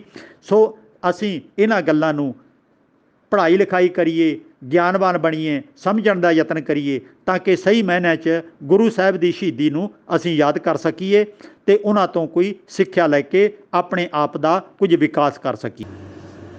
ਸਵਾਲ ਨੰਬਰ 179 ਭਾਈ ਪ੍ਰਭਜੀਤ ਸਿੰਘ ਬਾਘਿਆਣਾ, ਜ਼ਿਲ੍ਹਾ ਕਪੂਰਥਲਾ ਤੋਂ। ਇਹਨਾਂ ਨੇ ਇੱਕ ਸ਼ਬਦ ਸਾਹਮਣੇ ਰੱਖਿਆ ਕਿ ਇਸ ਦੇ ਅਰਥ ਕਰਕੇ ਸਮਝਾਓ। ਇਹ ਸ਼ਬਦ ਹੈ 1281 ਪੰਨੇ ਦੇ ਉੱਤੇ। ਇਸ ਸ਼ਬਦ ਦੇ ਵਿੱਚ ਪੌੜੀਆਂ ਨੇ, ਸ਼ਲੋਕ ਨੇ, ਜਾਣੀ ਕਿ ਇਹ ਵਾਰ ਹੈ। ਗੁਰੂ ਪਿਆਰ ਵਾਲਿਓ, ਸਾਨੂੰ ਸਭ ਤੋਂ ਪਹਿਲਾਂ ਅਰਥ ਕਰਨ ਦੇ ਵਾਸਤੇ ਜਦੋਂ ਵੀ ਮਨ ਦੇ ਵਿੱਚ ਵਿਚਾਰ ਆਵੇ ਤਾਂ ਸਭ ਤੋਂ ਪਹਿਲਾਂ ਇੱਕੋ ਸਾਡੇ ਵਿਚਾਰ ਦੇ ਵਿੱਚ ਹੋਣਾ ਚਾਹੀਦਾ ਕਿ ਅਸੀਂ ਇੱਕ ਨੂੰ ਮੰਨਣ ਵਾਲੇ ਹਾਂ। ਇੱਕ ਜਿਹੜਾ ਕਿ ਪੂਰੀ ਕਾਇਨਾਤ ਦੇ ਵਿੱਚ ਵਸਦਾ ਹੈ, ਜਿਹੜਾ ਸਾਡੇ ਹਿਰਦੇ 'ਚ ਵੀ ਵਸਦਾ ਹੈ, ਸਾਡੇ ਸਰੀਰ ਨੂੰ ਚਲਾਉਂਦਾ ਹੈ, ਸਾਡੇ ਸਰੀਰ ਦਾ ਜਿਹੜਾ ਸਿਸਟਮ ਬਣਿਆ ਹੋਇਆ ਹੈ ਉਹਨੂੰ ਕਿਹਨੇ ਨਿਰਧਾਰਿਤ ਕੀਤਾ ਹੈ, ਕਿਵੇਂ ਬਣ ਗਿਆ, ਕਿੰਨਾ ਇਹਦਾ ਟੈਂਪਰੇਚਰ ਰਹਿਣਾ ਹੈ, ਕਿੰਨਾ ਇਹਦੇ ਵਿੱਚ ਖੂਨ ਦੀ ਮਿਕਦਾਰ ਹੋਵੇਗੀ, ਕਿੰਨੀ ਆਕਸੀਜਨ ਹੋਵੇਗੀ। ਹਰ ਚੀਜ਼ ਦੀ ਇੱਕ ਲਿਮਟ ਹੈ ਸਾਡੇ ਸਰੀਰ ਦੇ ਵਿੱਚ। ਉਸ ਹਿਸਾਬ ਨਾਲ ਜੇ ਸਰੀਰ ਨਾ ਰਹੇ ਤਾਂ ਇਹ ਵਿਨਾਸ਼ ਹੋ ਜਾਂਦਾ ਹੈ, ਖਤਮ ਹੋ ਜਾਂਦਾ ਹੈ। ਅਤੇ ਇਸੇ ਤਰ੍ਹਾਂ ਪਸ਼ੂ ਪੰਛੀਆਂ, ਰੁੱਖਾਂ ਬਿਰਖਾਂ, ਫੁੱਲਾਂ ਬੂਟਿਆਂ, ਧਰਤੀ ਦੇ ਉੱਤੇ ਅਤੇ ਬ੍ਰਹਿਮੰਡ ਦੇ ਵਿੱਚ ਜੋ ਵੀ ਸਾਰੀਆਂ ਚੀਜ਼ਾਂ ਨੇ, ਇਹਨਾਂ ਸਾਰਿਆਂ ਦਾ ਇੱਕ ਸਿਸਟਮ ਹੈ। ਇਹਨਾਂ ਨੇ ਕਿਵੇਂ ਖਤਮ ਹੋਣਾ ਹੈ, ਕਿਵੇਂ ਇਹਨਾਂ ਦੀ ਉਪਜ ਹੁੰਦੀ ਹੈ, ਕਿਵੇਂ ਇੱਕ ਦੂਜੇ ਤੋਂ ਦੂਰੀ ਬਣਾ ਕੇ ਰੱਖਣੀ ਹੈ, ਕਿਵੇਂ ਇੱਕ ਦੂਜੇ ਦੇ ਵਿੱਚ ਸਮਾ ਕੇ ਖਤਮ ਹੋ ਜਾਣਾ ਹੈ, ਜਾਂ ਫਿਰ ਇੱਕ ਦੂਜੇ ਤੋਂ ਇਹ ਸਹਾਇਤਾ ਕਿਵੇਂ ਲੈਂਦੇ ਨੇ, ਇੱਕ ਦੂਜੇ ਦੀ ਸਹਾਇਤਾ ਕਿਵੇਂ ਕਰਦੇ ਨੇ। ਇਹ ਬਹੁਤ ਕੁਝ ਹੈ ਜਿਹੜਾ ਕਿ ਸਾਡੇ ਮਾਨਸਿਕ ਵਿਕਾਸ ਦਾ ਜਿੰਨਾ ਹਿੱਸਾ ਹੈ ਉਹਦਾ ਲੱਖਵਾਂ ਹਿੱਸਾ ਵੀ ਅਸੀਂ ਬ੍ਰਹਿਮੰਡ ਦੇ ਵਿੱਚੋਂ ਜਾਣ ਨਹੀਂ ਸਕਦੇ। ਸਾਡਾ ਦਿਮਾਗ ਬਹੁਤ ਛੋਟਾ ਹੈ। ਵਿਗਿਆਨੀਆਂ ਨੇ ਬਹੁਤ ਕੁਝ ਲੱਭ ਲਿਆ ਅਤੇ ਅਸੀਂ ਬਾਕੀ ਵਿਗਿਆਨੀਆਂ ਤੋਂ ਸਹਾਇਤਾ ਲੈ ਕੇ ਚੀਜ਼ਾਂ ਜਾਣਨ ਦਾ ਯਤਨ ਕਰਦੇ ਰਹੀਏ ਤਾਂ ਕਾਫੀ ਕੁਝ ਸਾਨੂੰ ਵੀ ਸਮਝ ਆ ਜਾਂਦਾ ਹੈ। ਇਸ ਸ਼ਬਦ ਦੇ ਵਿੱਚ ਗੁਰੂ ਸਾਹਿਬ ਨੇ ਜੋ ਸਾਨੂੰ ਉਪਦੇਸ਼ ਦਿੱਤਾ ਉਹ ਆਪਣੇ ਆਪ ਦੇ ਵਿੱਚ ਬਹੁਤ ਸੁੰਦਰ ਹੈ, ਲਾਜਵਾਬ ਹੈ। ਅਤੇ ਇਸ ਉਪਦੇਸ਼ ਦੇ ਰਾਹੀਂ ਸਾਨੂੰ ਇਹ ਦੱਸਿਆ ਕਿ ਤੁਸੀਂ ਕੁਦਰਤ ਦੇ ਨਿਯਮ ਨੂੰ ਸਮਝੋ, ਆਪਣੇ ਆਪ ਨੂੰ ਇਸ ਤਰ੍ਹਾਂ ਬਣਾਓ। ਰਹਿਣਾ ਤਾਂ ਧਰਤੀ ਦੇ ਉੱਤੇ ਹੀ ਪਵੇਗਾ, ਪਰ ਜਿਵੇਂ ਗੰਦੇ ਪਾਣੀ ਦੇ ਵਿੱਚ ਕਮਲ ਦਾ ਫੁੱਲ ਖਿੜਦਾ ਹੈ, ਉਹਦੇ ਵਿੱਚ ਹੀ ਪੈਦਾ ਹੁੰਦਾ ਫੁੱਲ, ਉਹਦੇ ਵਿੱਚ ਹੀ ਉਹ ਅੰਤ ਹੁੰਦਾ ਹੈ। ਪਰ ਪਾਣੀ ਦੇ ਵਿੱਚ ਹੀ ਰਹਿ ਕੇ ਕਿੰਨੀ ਸੁੰਦਰਤਾ ਬਣਦਾ ਹੈ। ਆਪਣੀ ਉਮਰ ਉਹ ਪੁਗਾ ਕੇ ਵਾਪਸ ਫਿਰ ਉੱਥੇ ਹੀ ਸਮਾ ਜਾਂਦਾ ਹੈ। ਪਾਣੀ ਦੇ ਵਿੱਚ ਵੀ ਉਹਨੂੰ, ਜਿਹੜਾ ਪਾਣੀ ਬਦਬੂਦਾਰ ਹੈ, ਗੰਦਾ ਹੈ, ਫੁੱਲ ਨੂੰ ਕੱਢ ਕੇ ਕਦੀ ਬਾਹਰ ਵੇਖੋ, ਉਹ ਸੁੰਦਰਤਾ ਵੀ ਆਪਣੀ ਨਹੀਂ ਗਵਾਉਂਦਾ ਅਤੇ ਬਦਬੂ ਵੀ ਉਹਦੇ ਵਿੱਚੋਂ ਨਹੀਂ ਆਉਂਦੀ। ਉਹ ਵੱਖਰੀ ਮਹਿਕ, ਵੱਖਰੀ ਸੁੰਦਰਤਾ ਬਣਦਾ ਰਹਿੰਦਾ ਹੈ। ਇਹ ਉਦਾਹਰਣਾਂ ਨੇ ਗੁਰੂ ਸਾਹਿਬ ਨੇ ਦਿੱਤੀਆਂ ਨੇ ਕਿ ਧਰਤੀ ਦੇ ਉੱਤੇ ਬਹੁਤ ਕੁਝ ਹੈ, ਚੰਗਾ ਵੀ ਹੈ, ਮਾੜਾ ਵੀ ਹੈ। ਤੁਸੀਂ ਉਸ ਕਮਲ ਫੁੱਲ ਦੀ ਨਿਆਈ ਆਪਣੇ ਆਪ ਨੂੰ ਨਿਰਲੇਪ ਰੱਖਣਾ ਹੈ। ਬਹੁਤ ਤੁਹਾਡੇ 'ਤੇ ਤਰ੍ਹਾਂ ਤਰ੍ਹਾਂ ਦੀਆਂ ਮੁਸ਼ਕਲਾਂ ਆਉਣਗੀਆਂ। ਤੁਸੀਂ ਅਨੇਕਾਂ ਅੜਿੱਕਿਆਂ ਦੇ ਵਿੱਚ, ਰੁਕਾਵਟਾਂ ਦੇ ਵਿੱਚ ਫਸੋਗੇ। ਫਿਰ ਤੁਹਾਡੇ ਉੱਤੇ ਬਿਮਾਰੀਆਂ ਆ ਸਕਦੀਆਂ ਨੇ, ਤੁਹਾਡਾ ਮਨ ਡਾਵਾਂਡੋਲ ਹੋ ਸਕਦਾ ਹੈ, ਤੁਹਾਡੇ 'ਤੇ ਹਮਲੇ ਹੋ ਸਕਦੇ ਨੇ, ਤੁਸੀਂ ਕੁਰਾਹੇ ਪੈ ਸਕਦੇ ਹੋ। ਇਹ ਸਾਰੀਆਂ ਗੱਲਾਂ ਤੋਂ ਹਰ ਵਕਤ ਸਾਵਧਾਨ ਰਹਿਣਾ ਹੈ ਕਿ ਮੈਂ ਇਸੇ ਸਮਾਜ ਦੇ ਵਿੱਚ ਰਹਿ ਕੇ ਆਪਣੇ ਆਪ ਨੂੰ ਚੰਗੇ ਰਾਹ 'ਤੇ ਕਿਵੇਂ ਤੋਰਨਾ ਹੈ, ਸਮਾਜ ਦਾ ਕਲਿਆਣ ਕਿਵੇਂ ਕਰਨਾ ਹੈ, ਆਪਣੇ ਪਰਿਵਾਰ ਦੀ ਸੰਭਾਲ ਕਿਵੇਂ ਕਰਨੀ ਹੈ, ਆਪਣੇ ਸਰੀਰ ਨੂੰ ਤੰਦਰੁਸਤ ਚੜ੍ਹਦੀ ਕਲਾ 'ਚ ਕਿਵੇਂ ਰੱਖਣਾ ਹੈ, ਅਤੇ ਮੈਂ ਆਪਣਾ ਮਾਨਸਿਕ ਵਿਕਾਸ ਕਿਵੇਂ ਕਰਨਾ ਹੈ। ਇਹ ਸਾਰਾ ਕੁਝ ਕਮਲ ਫੁੱਲ ਦੀ ਨਿਆਈ ਇਸੇ ਧਰਤੀ ਦੇ ਉੱਤੇ ਰਹਿੰਦਿਆਂ ਆਪਣੇ ਆਪ ਨੂੰ ਵਿਕਸਿਤ ਕਰਨਾ ਹੈ। ਸ਼ਬਦ ਤਾਂ ਕਾਫੀ ਲੰਮਾ ਹੈ ਕਿਉਂਕਿ ਨਾਲ ਇਹਦੇ 2 ਸ਼ਲੋਕ ਨੇ। ਬਬੀਹੇ ਦਾ ਜ਼ਿਕਰ ਵੀ ਗੁਰੂ ਸਾਹਿਬ ਨੇ ਕੀਤਾ ਹੈ ਕਿ ਬਬੀਹਾ ਸਦਾ ਰੱਬ ਨੂੰ ਪੁਕਾਰਦਾ ਹੈ, ਭਾਵ ਕਿ ਉਹ ਇੱਕ ਉਹਦੇ ਮਨ ਦੇ ਅੰਦਰ ਜੋ ਕਸ਼ਿਸ਼ ਬਣੀ ਹੋਈ ਹੈ, ਉਸ ਕਸ਼ਿਸ਼ ਦੇ ਤਹਿਤ ਉਹ ਉੱਚੀ ਸੁੰਦਰ ਆਵਾਜ਼ ਕੱਢਦਾ ਹੈ ਅਤੇ ਸੂਰਜ ਚੜ੍ਹਨ ਦੀ ਉਡੀਕ ਕਰਦਾ ਹੈ। ਸਵੇਰੇ ਅੰਮ੍ਰਿਤ ਵੇਲੇ ਉਹ ਬੋਲਦਾ ਹੈ, ਭਾਵ ਕਿ ਪਹਿਰ ਰਾਤ ਰਹਿੰਦੀ ਨੂੰ ਅੰਮ੍ਰਿਤ ਵੇਲਾ ਕਿਹਾ ਜਾਂਦਾ ਹੈ। ਬਬੀਹਾ ਅੰਮ੍ਰਿਤ ਵੇਲੇ ਬੋਲਿਆ। ਇਸ ਤਰ੍ਹਾਂ ਦੇ ਸ਼ਬਦ ਗੁਰਬਾਣੀ 'ਚ ਬਹੁਤ ਵਾਰੀ ਆਉਂਦੇ ਨੇ। ਬਬੀਹਾ ਗਰਮੀ ਦੇ ਵਿੱਚ ਠੰਡ ਚਾਹੁੰਦਾ ਹੈ, ਮੀਂਹ ਚਾਹੁੰਦਾ ਹੈ, ਉਹਦੀਆਂ ਉਦਾਹਰਣਾਂ ਵੀ ਦਿੱਤੀਆਂ ਗਈਆਂ ਨੇ। ਇਸੇ ਤਰ੍ਹਾਂ ਧਰਤੀ ਦੇ ਉੱਤੇ ਬੇਅੰਤ ਗਰਮੈਸ਼ ਪਸਰੀ ਹੋਈ ਹੈ ਅਤੇ ਅੱਗ ਲੱਗੀ ਮਹਿਸੂਸ ਹੁੰਦੀ ਹੈ। ਉਦੋਂ ਧਰਤੀ ਮਾਨੋ ਪੁਕਾਰ ਕਰਦੀ ਹੈ ਅਤੇ ਫਿਰ ਮੇਘਾ ਨੂੰ ਫਰਮਾਨ ਹੋਆ।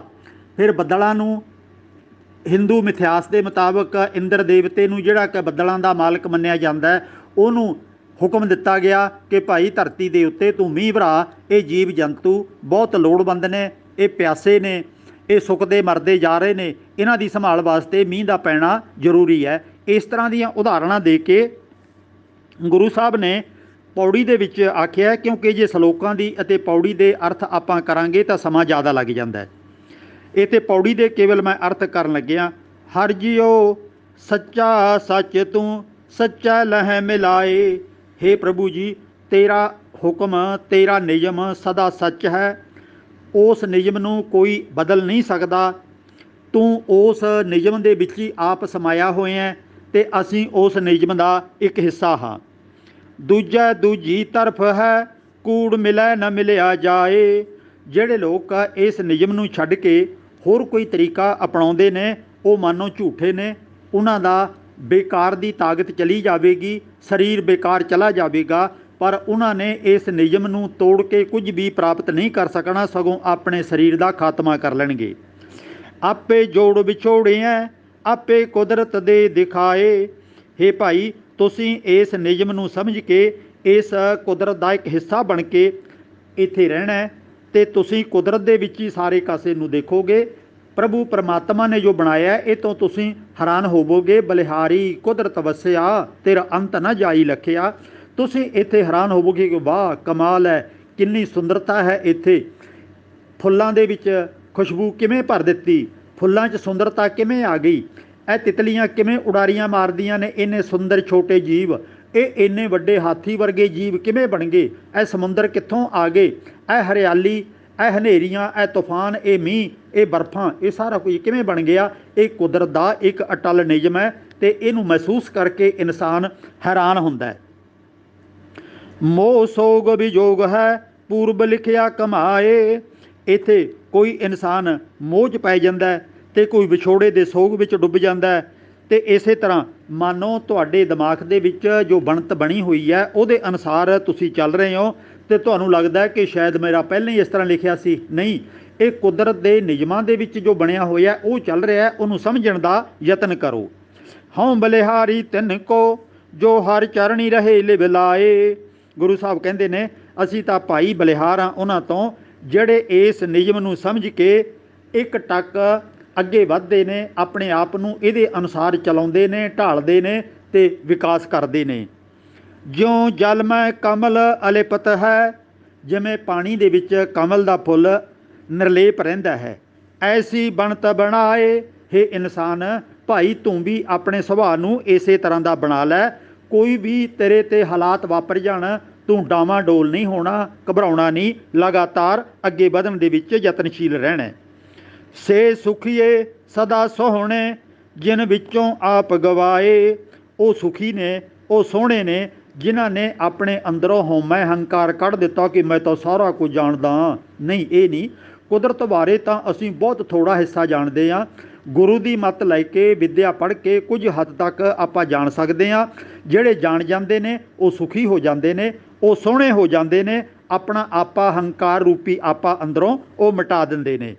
ਫਿਰ ਕੀ ਹੁੰਦਾ, ਤਿਨਾ ਸੋਗ ਵਿਜੋਗ ਕਦੇ ਨਹੀਂ ਜੋ ਹਰ ਕੈ ਅੰਕ ਸਮਾਏ।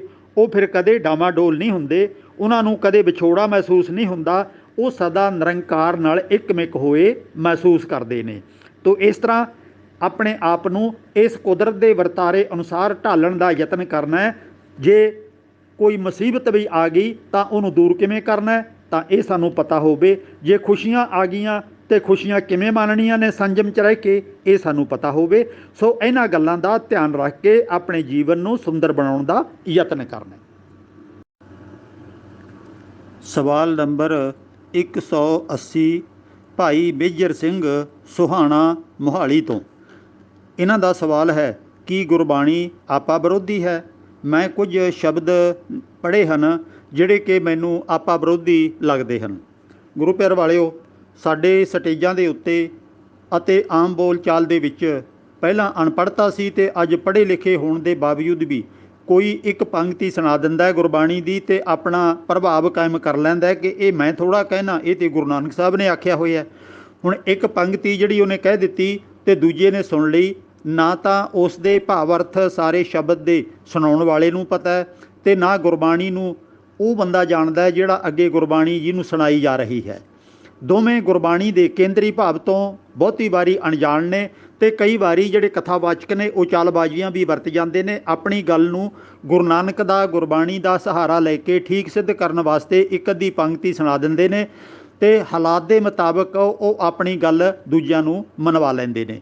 ਜਦੋਂ ਕਿ ਸਾਰਾ ਸ਼ਬਦ ਤੋਂ ਪੜ੍ਹੇ ਬਿਨਾਂ ਕਦੀ ਵੀ ਗੱਲ ਸਹੀ ਸਮਝ ਨਹੀਂ ਆਉਂਦੀ, ਨਹੀਂ ਤਾਂ ਇੱਕ ਪੰਕਤੀ ਨਾਲ ਅਸੀਂ ਕੁਰਾਹੇ ਪਵਾਂਗੇ, ਉਹਦੇ ਗਲਤ ਅਰਥ ਹੋਣਗੇ ਤੇ ਕਈ ਵਾਰੀ ਤਾਂ ਗੁਰੂ ਸਾਹਿਬ ਨੂੰ ਵੀ ਅਸੀਂ ਨਾ ਸਮਝ ਸਿੱਧ ਕਰ ਦੇਵਾਂਗੇ ਕਿ ਹਾਂ ਕਮਾਲ ਹੋ ਗਈ ਹੈ, ਇੱਥੇ ਗੁਰੂ ਸਾਹਿਬ ਕੁਛ ਹੋਰ ਕਹਿੰਦੇ ਨੇ, ਦੂਜੀ ਥਾਂ ਤੇ ਕੁਛ ਹੋਰ ਕਹਿੰਦੇ ਨੇ, ਇਹ ਕਿਵੇਂ ਹੋ ਗਿਆ। ਇਸੇ ਤਰ੍ਹਾਂ ਇਸ ਵੀਰ ਨੇ ਸਵਾਲ ਕੀਤੇ ਨੇ ਕਿ ਮੈਂ ਕੁਝ ਸ਼ਬਦ ਪੜ੍ਹੇ ਨੇ, ਪੂਰਬ ਲਿਖਿਆ ਸੋ ਕਰਮ ਕਮਾਇਆ, ਪੂਰਬ ਲਿਖਤ ਮਿਲਿਆ ਮੇਰੇ ਭਾਈ, ਜਹ ਜਹ ਭਾਣਾ ਤੈਂ ਤੈਂ ਰਾਕੇ, ਨਾਨਕ ਸਭ ਕਿਛ ਪ੍ਰਭ ਕੈ ਹਾਥੇ। ਮੈਂ ਜਦੋਂ ਇਹ ਸ਼ਬਦ ਖੋਲ੍ਹ ਕੇ ਪੜ੍ਹੇ ਤਾਂ ਮੈਂ ਹੈਰਾਨ ਰਹਿ ਗਿਆ। ਇਹਦੇ ਵਿੱਚ ਇਨਸਾਨ ਨੂੰ ਬਾਰ-ਬਾਰ ਸਮਝਾਇਆ ਗਿਆ, ਸਿੱਧੇ ਰਾਹ ਪਾਇਆ ਗਿਆ ਕਿ ਤੇਰੇ ਅੰਦਰ ਜੋ ਅਚੇਤ ਮਨ ਦੇ ਵਿੱਚ ਵਿਚਾਰ ਬੈਠੇ ਹੋਏ ਨੇ ਉਹਨਾਂ ਨੂੰ ਛੱਡ ਦੇ। ਉਹ ਪੂਰਬ ਦਾ ਮਤਲਬ ਹੈ ਸਭ ਤੋਂ ਪਹਿਲਾਂ ਦੇ ਤੇਰੇ ਅੰਦਰ ਜੇ ਵਿਚਾਰ ਨੇ ਤੈਨੂੰ ਉਹ ਚੁੱਕੀ ਫਿਰਦੇ ਨੇ, ਉਹਨਾਂ ਵਿਚਾਰਾਂ ਨੂੰ ਕੱਢ ਕੇ ਤੂੰ ਗੁਰੂ ਦੀ ਗੱਲ ਮੰਨ ਲੈ, ਨਿਰੰਕਾਰ ਦੇ ਨਿਯਮ ਨੂੰ ਸਮਝ, ਸਿਆਣਾ ਬਣ, ਵਿਦਵਾਨ ਬਣ ਤੇ ਅੱਜ ਦੇ ਹਾਲਾਤ ਅਨੁਸਾਰ ਆਪਣੇ ਆਪ ਨੂੰ ਤਿਆਰ ਕਰ। ਜੇ ਤੂੰ ਆਪਣੇ ਆਪ ਨੂੰ ਅੱਜ ਦੇ ਸਮੇਂ ਅਨੁਸਾਰ ਵਿੱਦਿਆ ਦੇ ਕੇ ਤਿਆਰ ਕਰੇਂਗਾ ਤਾਂ ਤੇਰਾ ਬਚਾਅ ਹੋ ਸਕੇਗਾ, ਨਹੀਂ ਤਾਂ ਨਹੀਂ ਹੋ ਸਕੇਗਾ। ਇੱਕ ਅੱਧੀ ਪੰਕਤੀ ਲੈ ਕੇ ਇਹ ਗੱਲਾਂ ਕਲੀਅਰ ਨਹੀਂ ਹੋ ਸਕਣੀਆਂ।